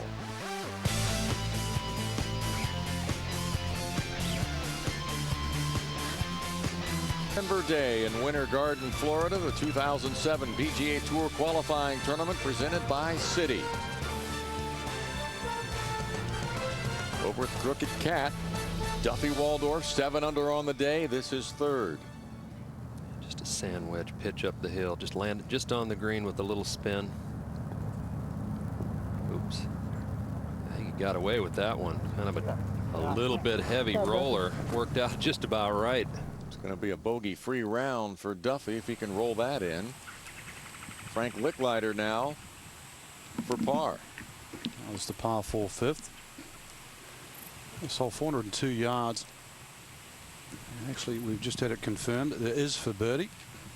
We thought his second shot had found the hazard. It did not. Going back up the hill. Back right to left. So a simple par for Lickliter. Let's once again go down to Brandy Seymour. Thank you. With Tim Wilkinson from New Zealand, 5 under on the day, currently 12 under par. And coming into today, you were only 2 under on the par 5s, where everybody else is typically far lower. Today you birdied all of them. What was the trouble that you were having prior to today? Actually, I didn't birdie all of them, so I had an eagle on 2, so... even better? Yeah, it was even better. But just today I made a good putt for eagle, I suppose, and then made some, I don't know, about 6-foot putts that you feel you should make, so it was good. Did you feel less pressure today than you have the rest of the week? Actually, today I felt the best I have all week, to tell you the truth. Just relaxed and finished the round off, which was good. This year, you played a lot of Nationwide Tour events, a full season out there, and you only missed 3 cuts out of 26, but that left you in 49th position. Do you feel that based on that consistency that you played better than that number reflects? Yeah, definitely, yeah. Unfortunately, if you don't finish in the top 5 on the Nationwide Tour, you don't really get that far, but I played well all year, and the scoring average was good, and I was pretty happy with it. How does it feel now knowing that there's a possibility tomorrow, one more round, and you could possibly get your PGA Tour card? It's good because I have a chance, and I suppose it's all up to me. If I play well tomorrow, then it should be enough. All right, well, hopefully you can keep that feeling that you had today going for tomorrow, and we'll send it back to the booth. Thanks, Brandy. Thank you, Brandy. That was Canizares' attempt at birdie there. Should I say eagle? And we'll go up ahead to 9. Just over the back of the green here in the thick rough. Delicate shot going down there. Now this is Darren Angel's 3rd shot. He's got to be careful. Just wants to flop it on the front of the green, just like that. That's well played. Very nice. Shot. Thanks. So hopefully he'll salvage par. One more good night's rest. Now back to 7. Now we'll find Dustin Johnson. What a tremendous back 9 here today, which was his first 9 holes. Birdied the 10th. And another couple of birdies and an eagle on 16. Now, the reason why that's special, that's a 453-yard par 4. And another couple of birdies in 1 and 2. So he's 7 under for his round and 19 under.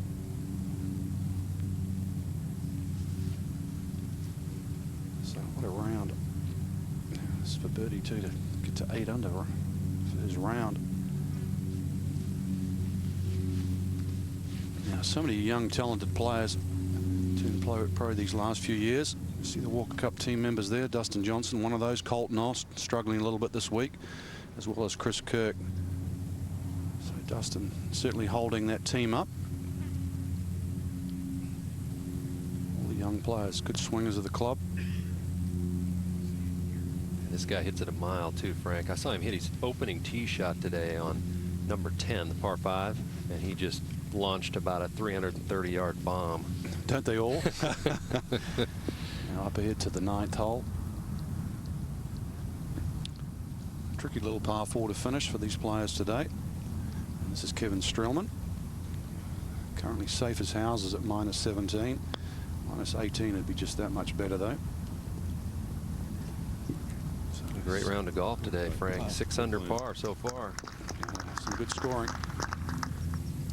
Now for Canizares, a little tap in here, get back to even for the day and back to 13 under par where he started. Rough day. First 9 holes for him with 39, but he's fought his way back just inside the number. What's underneath that hat? Hopefully positive thoughts. Maybe the odd negative ones. Now, speaking of positive things, Hunter Haas, back at the 9th green. He needs something positive right now. He's just outside that number. And Kurt, you know, you really wouldn't want to go to bed with too much work to do tonight. No, I agree, because I think the harder you press to make birdie tomorrow, with all that pressure on you, I think the tougher it gets. I think, you just can't force birdies down the throats of this golf course. And irrespective of whether you've been on the tour before, like Hunter,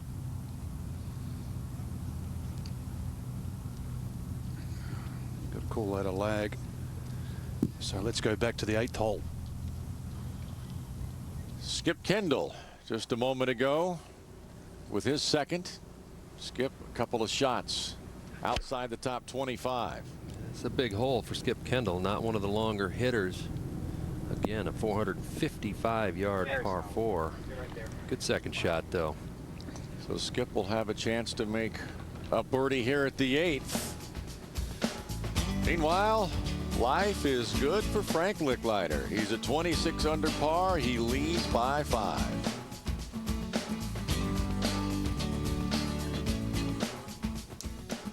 Hey, Spencer Levine with his third shot to the 18th. Spencer within a couple of the top 25. It wasn't that long ago. He had a good run at the U.S. Open at Shinnecock. Played the Canadian Tour this year. Over to 9. I'll find Brian DeCorso. He's 11 under. That's the good thing. Just one out. But problem here. Ball sitting down. Second shot all across the lake. Panther Lake for a reason. Did he get all of that? Ooh. Now we think it cleared the hazard, but well, he'll have his fingers crossed. We'll find out in a minute. But up ahead at 17, the par 3. Todd Dempsey 3 back from the number, which is -12, as we keep reiterating. Might improve tomorrow. Now 2 back. Oh, it changes just like that. And he'll have a par 5 to finish too. And that's the one up ahead, the 18th hole. Spencer Levine to get to 11 under par. Spencer, good baseball player growing up. 3 times pitched in the California State All-Star Championships as a 10-year-old, a 13-year-old, and a 15-year-old. This is his first trip to the Q School Finals. And this to get to within 1 shot of the magic number. He was one of those guys when he got out of college at the University of New Mexico that a lot of people thought was going to be a star. Squawking bird doesn't bother him. Sandhill Cranes passing over. Levine to 11 under. Let's send you down to Brandy. Thank you. With Duffy Waldorf, who was 7 under today, and we're just sitting here chatting. The desire is different for every player out here. Now that you have a family and everything, how much has the desire changed since you first came here to Q School the first time? Well, it's changed quite a bit. When I first came out, right out of college, I mean, golf was kind of all-consuming. It's everything I thought about all day long, and how I was going to get better, what I need to do to improve, you know, what am I going to do to get on tour. And now it's really just kind of this little tiny part of my life. And you know, I've had a nice career. I've had 21 years out here, and I just there's so much more going on in my life that I still want to excel at golf, but it's just it's not something I'm consumed with. It's taken on a lesser role for you, but why is it so important that you do get back out there for next year? Well, I feel like I'm going to get starts next year being a past champion, but I really want to get starts early in the year. I want to get up the ladder for the FedEx Cup. I think that's important to get into that. I didn't get into it this year. And I think if you can do that, not only can you secure your card, but you can finish very well on the money list. So that's really the reason to come here, so I have some more eligibility earlier in the year. Being that a lot of players are here for the first time, it seems, at finals. I know that you've been here, done that to a certain extent, but how much of an advantage? I mean, what do you know that these guys don't know for tomorrow? Well, I think I have an advantage, at least playing in pressure situations, but disadvantage, I mean, these guys are great golfers. I think a lot of them hit it much farther than I do and probably hit it much better, and they putt well and they have young nerves, and so I have to use experience and think my way around the course and know when to take chances and hopefully manage my game well like I did today. All right, well, 7 under, that got you a lot closer. Good luck to you tomorrow. We'll send it to Brian Hammonds. All right, moment ago, Skip Kendall for birdie at the 8th to get to within 1 of the magic number.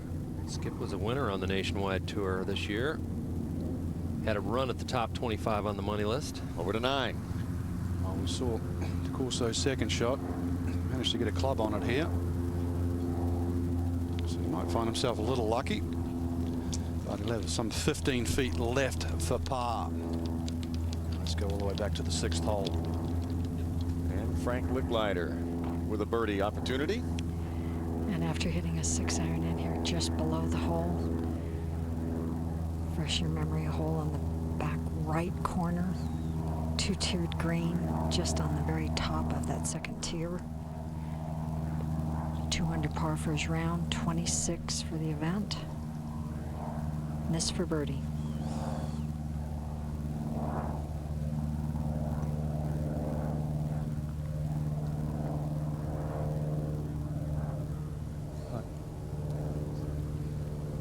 Over to 8, Alejandro Canizares. His second shot from the middle of the fairway, 172 yards. Looked like just a smooth swing at a 7-iron there. That's all right. Do you think? He was posing. He liked it the moment it left the club face. Alejandro Canizares with a good look at birdie. Oh, it's getting interesting here on day 5 of Q School. Try and get through Q School. Brian DeCorso. That's one of the ones that would be a great story. He's got to make this to salvage par. Stay 1 back. Ugh. He will find himself 2 back from the number. That ball refuses to drop. His dreams of getting to the US Tour just got a little harder. Let's go back to 8 and see what else the other players are doing. And David Luteris. His third shot from just off the green, a young man we just heard from Duffy Waldorf a while ago. David Luteris was born the year before Duffy entered his first Q School. Puts things in perspective, Kurt. Yeah, doesn't it? 22 years old, blessed with all kinds of talent. Nearly won early in the year in Australia on the Nationwide Tour this year. Very aggressive player. Tried to do some Monday qualifying for the Nationwide Tour. After that second place finish, he was in good shape. If he could have Monday qualified and got rolling on the Nationwide Tour, he could have gotten his card that way.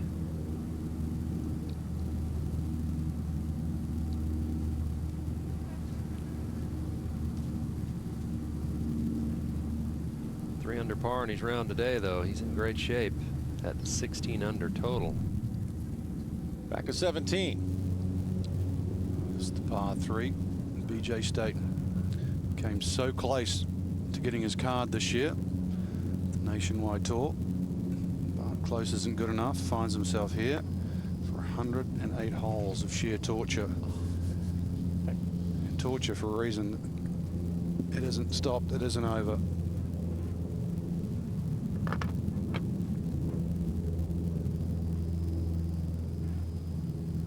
Kind of says it all right there, doesn't it? It certainly does. Now back to 18. Moment ago, Todd Dempsey with his third. He's at 10 under par.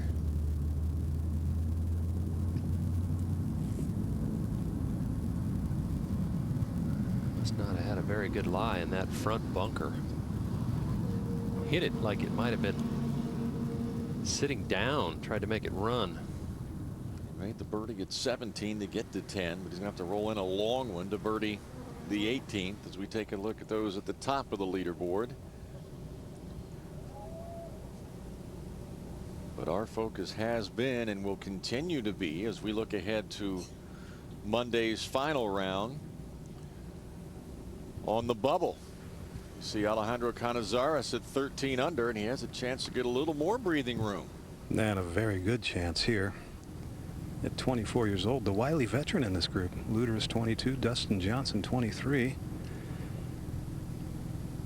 Kurt, what happened to the old days when you had to be mid-20s to mid-30s before you reached your prime? These guys have a lot of experience by the time they're 22 years old, between junior golf and college golf. Just right of center here, maybe?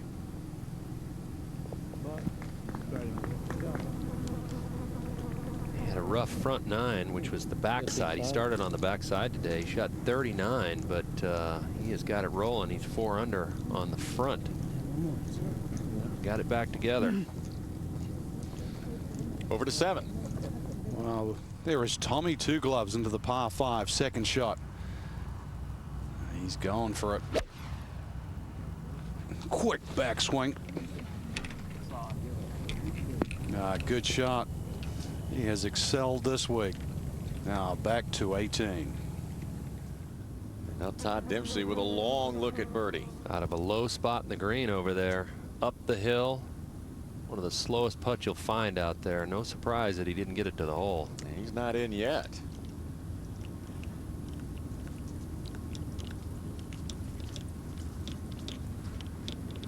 Last thing you want to do is bogey a par 5 on final hole on Saturday.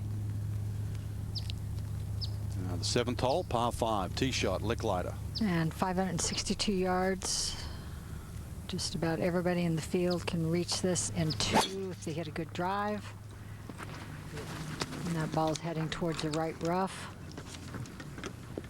and bouncing back into the fairway. That should be ideal, going from the right-hand side.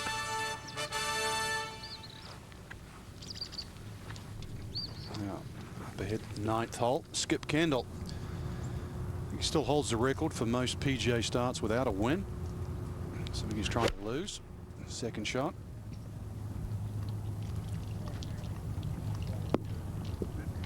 Well done. Right distance.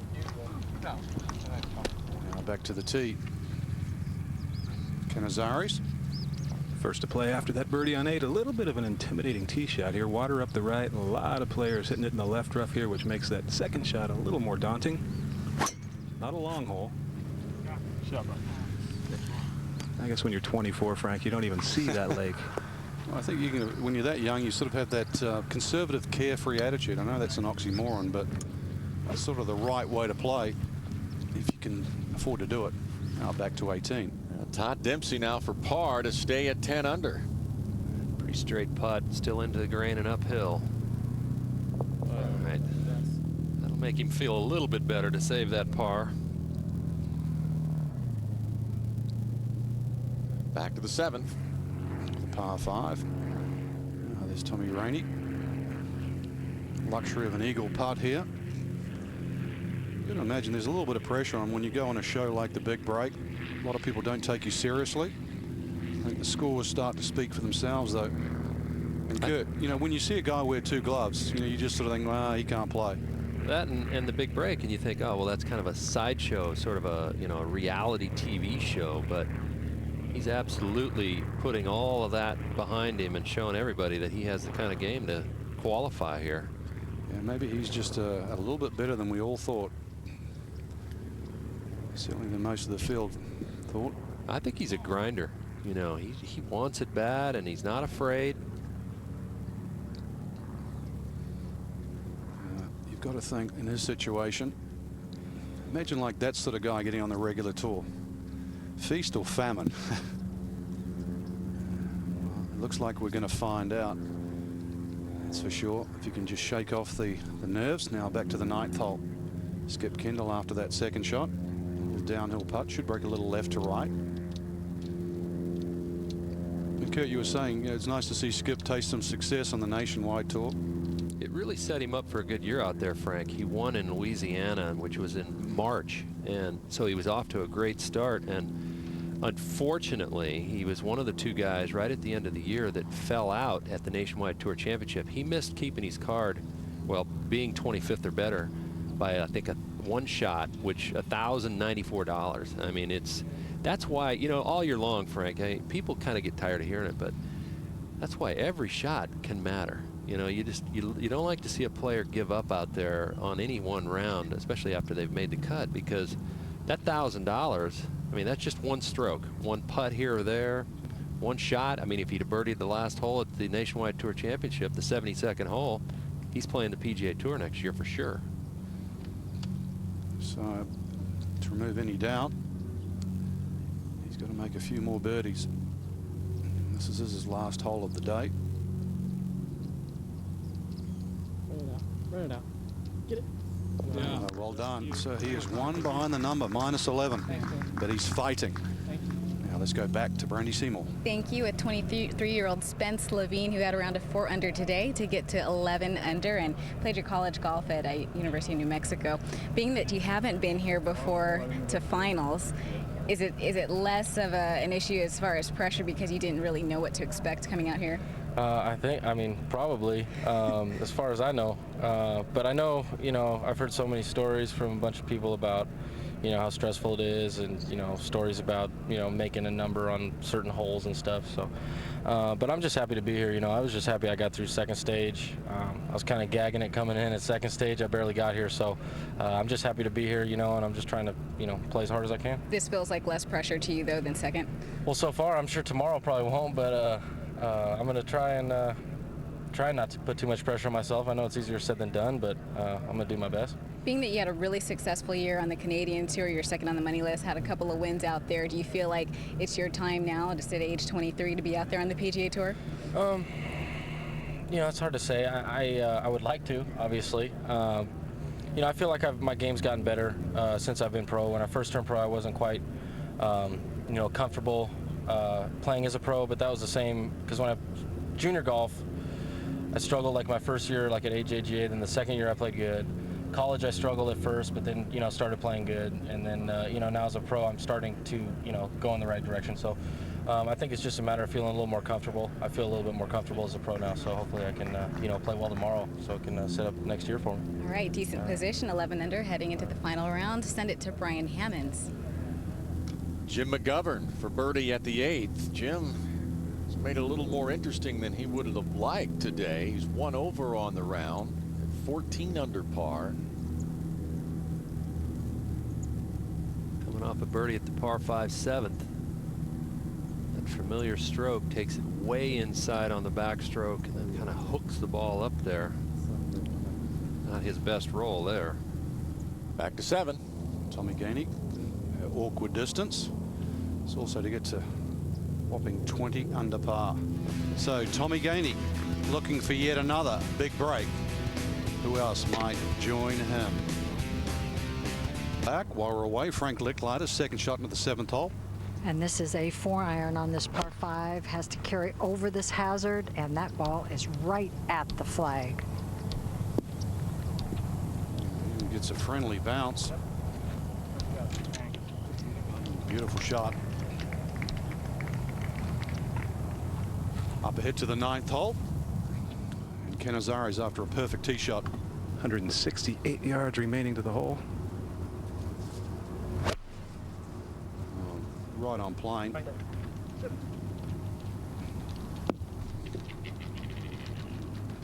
So some 25, 30 feet left. He's not happy. The reason why he's young. He's 24. He's a future. Over to 17, par 3. And just off the fringe, we'll find Ben Willman. -6. You never know though. We've seen enough 62s and 63s. So you get to -7. 5 back from the number. And you just need one good day. And speaking of the number, look, guys at the top, well, they will have a nice big steak, maybe half a bottle of wine. That's safe. And you start, well, no alcohol for these gentlemen. And you get down to the rest of the players. You'll see Brad Adamona's down. Now, these people will not sleep tonight because all of next year is going to be on the line for just 18 holes of golf. That's it. Just one round. It's going to come down to. These players all in the mix. 25 cards given out plus ties. So it might be easier to knock the odd 3-footer in on the practice green, but to do it for your Q School tour card, it's a different thing. They've come from all 4 corners of the world. Kenneth Ferry, one from Great Britain, coming across for the elusive riches of the PGA Tour. Jared Lyle from Australia. 166 players got it to the final stage. Well, there's still a lot of golf going on. Let's go back to the 7th. We'll find one of the Australians that's playing very well, Brett Runford. Playing very well, hit a 2-iron hybrid over this green. Really got a bad break, took a wicked hop in the very front part of the green. Tough little shot here going back down to this flag in that back left corner.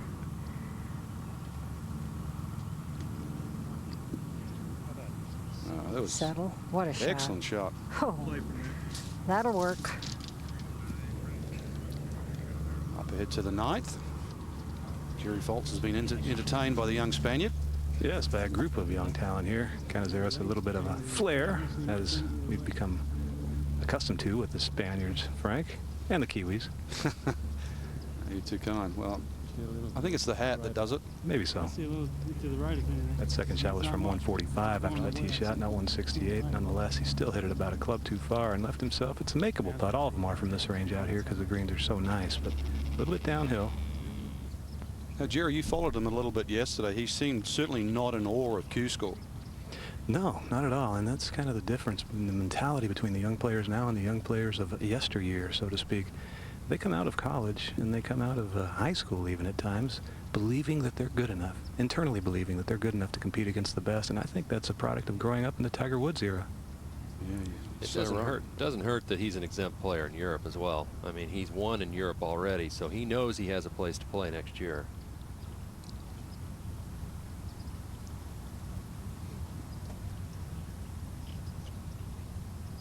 So Canizares to get to 15 under par. Go. Reach. Go.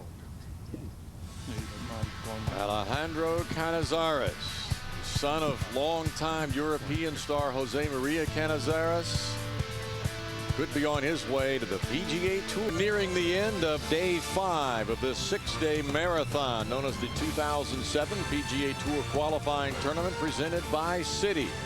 We had a 30-minute fog delay this morning, so we will not be able to bring you the finish of today's round.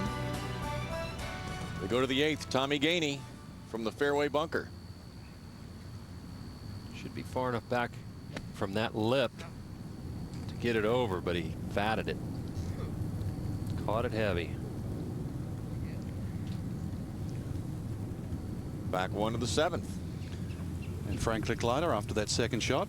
Had a beautiful 4-iron in here under the hole. This for eagle. That away, Frank. And that makes him 16 under par for the par 5s. And that includes 3 eagles. Wow, 3 eagles. Now Rumford for his birdie. Gets him to 22 under par. That's 6 back from Lickliter. Some amazing golf at the top of the board. Up ahead to another man playing well. 8 under for the round. Chris Stroud started today with 4 rounds in the 60s. Frank, he's gone 35 holes now without a bogey since yesterday. And that'll certainly get the job done. PGA Tour experience.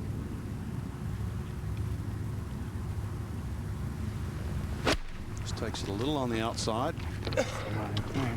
Hold it in there. Center of the green. So 2 putts for a round of 64 for Stroud. Now back to the 8th hole. Tommy Gainey now with his 3rd to the par 4. 20 under par, though. This guy has a lot of shots to play with. He's back there in that 50-yard range now. And not an easy pitch. He doesn't have much room in front. The hole's located 10 steps on the green.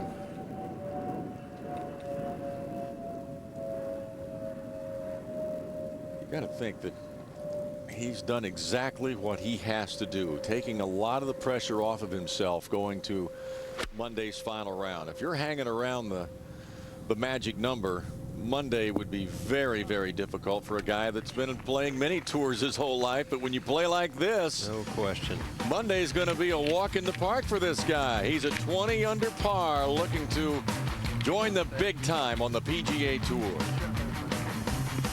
Players taking the pressure off on Monday. You see Dustin Johnson there with a 66 today. He's at 18 under par. Let's see what he's thinking. He's with Folsey. Let's see what he's thinking. Today's moving day. Rare that moving day is Sunday at a professional golf event, but you made a nice move today, 6 under par, and putting yourself with a little more breathing room into the final round.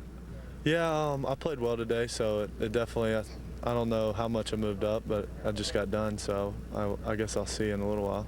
This is your first go at Q School. Is in some respects perhaps is ignorance bliss when you hear all the horror stories about what it's like, and you've had pretty smooth sailing so far? Yeah, I guess. I don't know. I haven't really talked to anybody that told me any horror stories. That's a good idea. Yeah, I think I'll stay away from those. But yeah, it's been smooth sailing so far. So.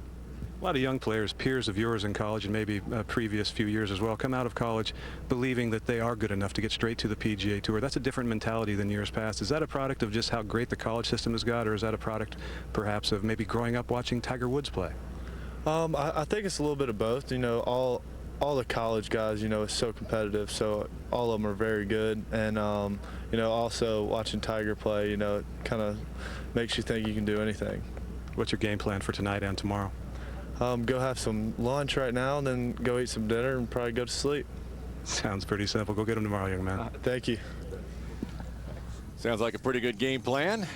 We go to the 8th. Tommy Gainey to save his par and remain at 20 under. That's a heck of a recovery shot and putt. Continues to roll. Again, let's take a look at the guys that are inside the number, which remains at 12 under par. There's Dustin Johnson. Some names that you probably aren't familiar with. It's gone up a couple of shots. We started today, the number was 10, minus 10, so it's now minus 12. You kind of wonder tomorrow, you know, let's say it's a perfect day, no wind, where it's going to end up. And, you know, I think if you get to 14 under, you're going to feel pretty good about it. I think the nerves factor is going to kick in at some point tomorrow, and it might only move one. Moment ago at 17, Henrik Bjornstad. He's got the par 5 18th to come up ahead. Try and keep his hopes alive. Needs a 2, got it. Nice. Good job. Thank you. Hanging tough. That's what you got to do. He's on one side of the golf course. Let's go to the other side, the 9th hole. Lovely look back. Par 4 order on the right. All the way back to that. There's tag ridings. One of those 3 players. 4 rounds in the 60s coming in today. Has continued his good play. Just hitting a fairway wood down the left-hand side.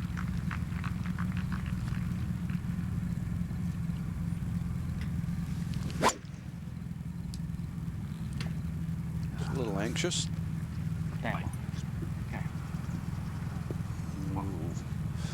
Well, it should be dry now. Quickly over to 18.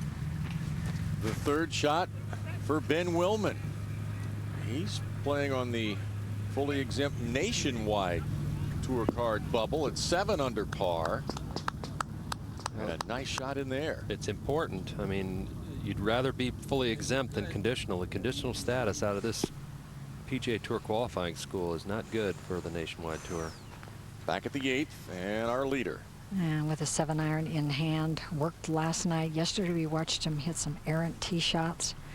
Worked last night a little bit on his transition, wasn't making a full, complete turn, and we saw him hit it both left and right. He has straightened that out now and driving the ball great. And again, that's a 7-iron.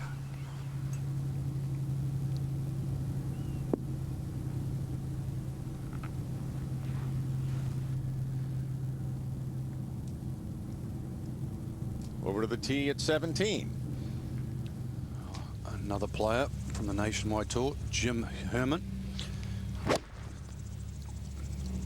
He's trying to get actually onto the Nationwide Tour, going for fully exempt status. Yeah, great shot. A great shot. So much on the line here. And let's go down to Brandy. Thank you. With David Luteris, 22 years old from Australia. Now, a lot of people are stressing out, obviously, this week, but how are you keeping yourself loose? Yeah, I'm one of those people, but just off the course, you know, listen to a lot of music and just do anything I can away from golf pretty much to take my mind off things. What kind of music in particular? Just talk hip-hop music, Dr. Dre, that's about it really, yeah. This is very specific. A little Dr. Dre will ease the nerves. Absolutely. You find yourself at 16 under par, 3 under today, but you didn't seem particularly pleased with that round. Yeah, I just missed a 4-footer on the last for birdie, and I missed a few short putts which I didn't quite read correctly, but yeah, I'm pleased. wasn't my best golf out there today, and still shot 3 under, so I have to be pleased. Well, it's nice to be a few shots inside the number. Yeah, I don't even know what the number is, to tell you the truth, but I'm just going to keep trying to go low and just try and forget everything else. Okay, one more. Good luck to you tomorrow. Appreciate it, Sandy. Back to the booth. Kurt, you listen to Dr. Dre before shows, don't you? I don't know what this guy's listening to, but I don't even know who Dr. Dre is, okay? Frank Lickliter leads by 6. The Golf Channel's presentation of the PGA Tour qualifying tournament, brought to you. While we were away, Ben Willman for birdie. Get a little cushion on that Nationwide Tour number. Played the European Tour the last couple of years. Oh, and a missed opportunity there. So he remains on the fully exempt number for a Nationwide Tour card at 7 under. Back at the 8th. A moment ago, Frank Lickliter with his 3rd. And we've been very impressed with his short game, his timing, his rhythm. And look at this one. Has a chance to move to the right. Good shot. Tell you what, Don, if he keeps playing like this, he won't be coming back to Q School anytime soon. I wouldn't think so. Maybe this is the mindset he needs to take to the PGA Tour next year for every tournament that he plays. Over to 9. It's Tommy Rainey plotting a second shot. Opened up with a round of 67. Followed up with rounds of 68, 65. Yesterday called off a little with 71, but today 3 under for his round. I would say that's probably even more impressive because the heat is right on. Just one more good swing today. Good aggressive move through the ball. Might settle down. Certainly went right at the flag. Well, again, we will not be able to finish today's 5th round because of the 30-minute fog delay this morning. Let's we take a look at some of the scores as we look ahead to Monday's final round. Some good rounds out there today. Chris Stroud shoots 64 today. He puts his card to rest probably at 22 under. Brett Rumford has gotten it to 22 under. He should be plenty safe. 12 under par right now is tied for 25th place. Monday is going to be real interesting. We're going to see raw emotions. We're going to see joy. We're going to see sadness. We're going to run the gamut. Now, there's some great holes on the backside at Crooked Cat that we're going to see some nervous people on tomorrow, especially I think the 2 par 3s on the back 9, 13 and 15. 13 carries a hazard to get to the green. 15 has a hazard right of the green, and it's a very narrow green. Good holes out there. You can see a lot of these players have a lot of work to do. They can just go out and fire at flags if they have any hopes of becoming exempt on the PGA Tour. The fully exempt number on the Nationwide Tour is 7 under currently. Anything less than fully exempt status on the Nationwide Tour, and you really don't have much, do you? It's that conditional status after fully exempt Nationwide is not real good status. I mean, you're going to get some starts, and if you get off to a great start, you know, make some cuts early, you could improve yourself. But you'd love to have that exempt Nationwide status at the very least to fall back on. And I thought you raised a good point yesterday, saying that a lot of these players that we're seeing would be better off with Nationwide Tour status than they would with PGA Tour I don't status. think there's any question about it. Some guys are just not ready for the PGA Tour, and a year to prove yourself, to hone your skills, really get in the heat of what it feels like to try to win, to have the TV cameras behind you. We're going to televise 16 nationwide events next year. That is very helpful for these guys to prepare for the PGA Tour. The guys that haven't felt that, sometimes they need it before they're ready. So Nota Begay there, trying to get back to the PGA Tour. Spent most of this year in Europe. DA Points has PGA Tour experience. There's Colt Knost, who will really have to hustle on Monday if he's going to get exempt status on the Nationwide Tour. Veteran Steve Lowry at 2 under par. So 5 rounds are in the books. One very exciting, drama-filled final round to go here at Orange County National. And we will have all the action for you. We'll bring an extra half hour of drama tomorrow. Our coverage begins 12:30 Eastern Time for the final round of the PGA Tour qualifying tournament. We're seeing all the emotions, and we'll see them out in full force tomorrow as players battle for their playing lives. Today's telecast produced by Keith Hirschland, directed by Pete Esposito. For Kurt Byram, Frank Nobilo, Jerry Foltz, Donna Capone Burns, and Brandy Seymour, I'm Brian Hammonds. We'll see you again tomorrow for the final round of Q School.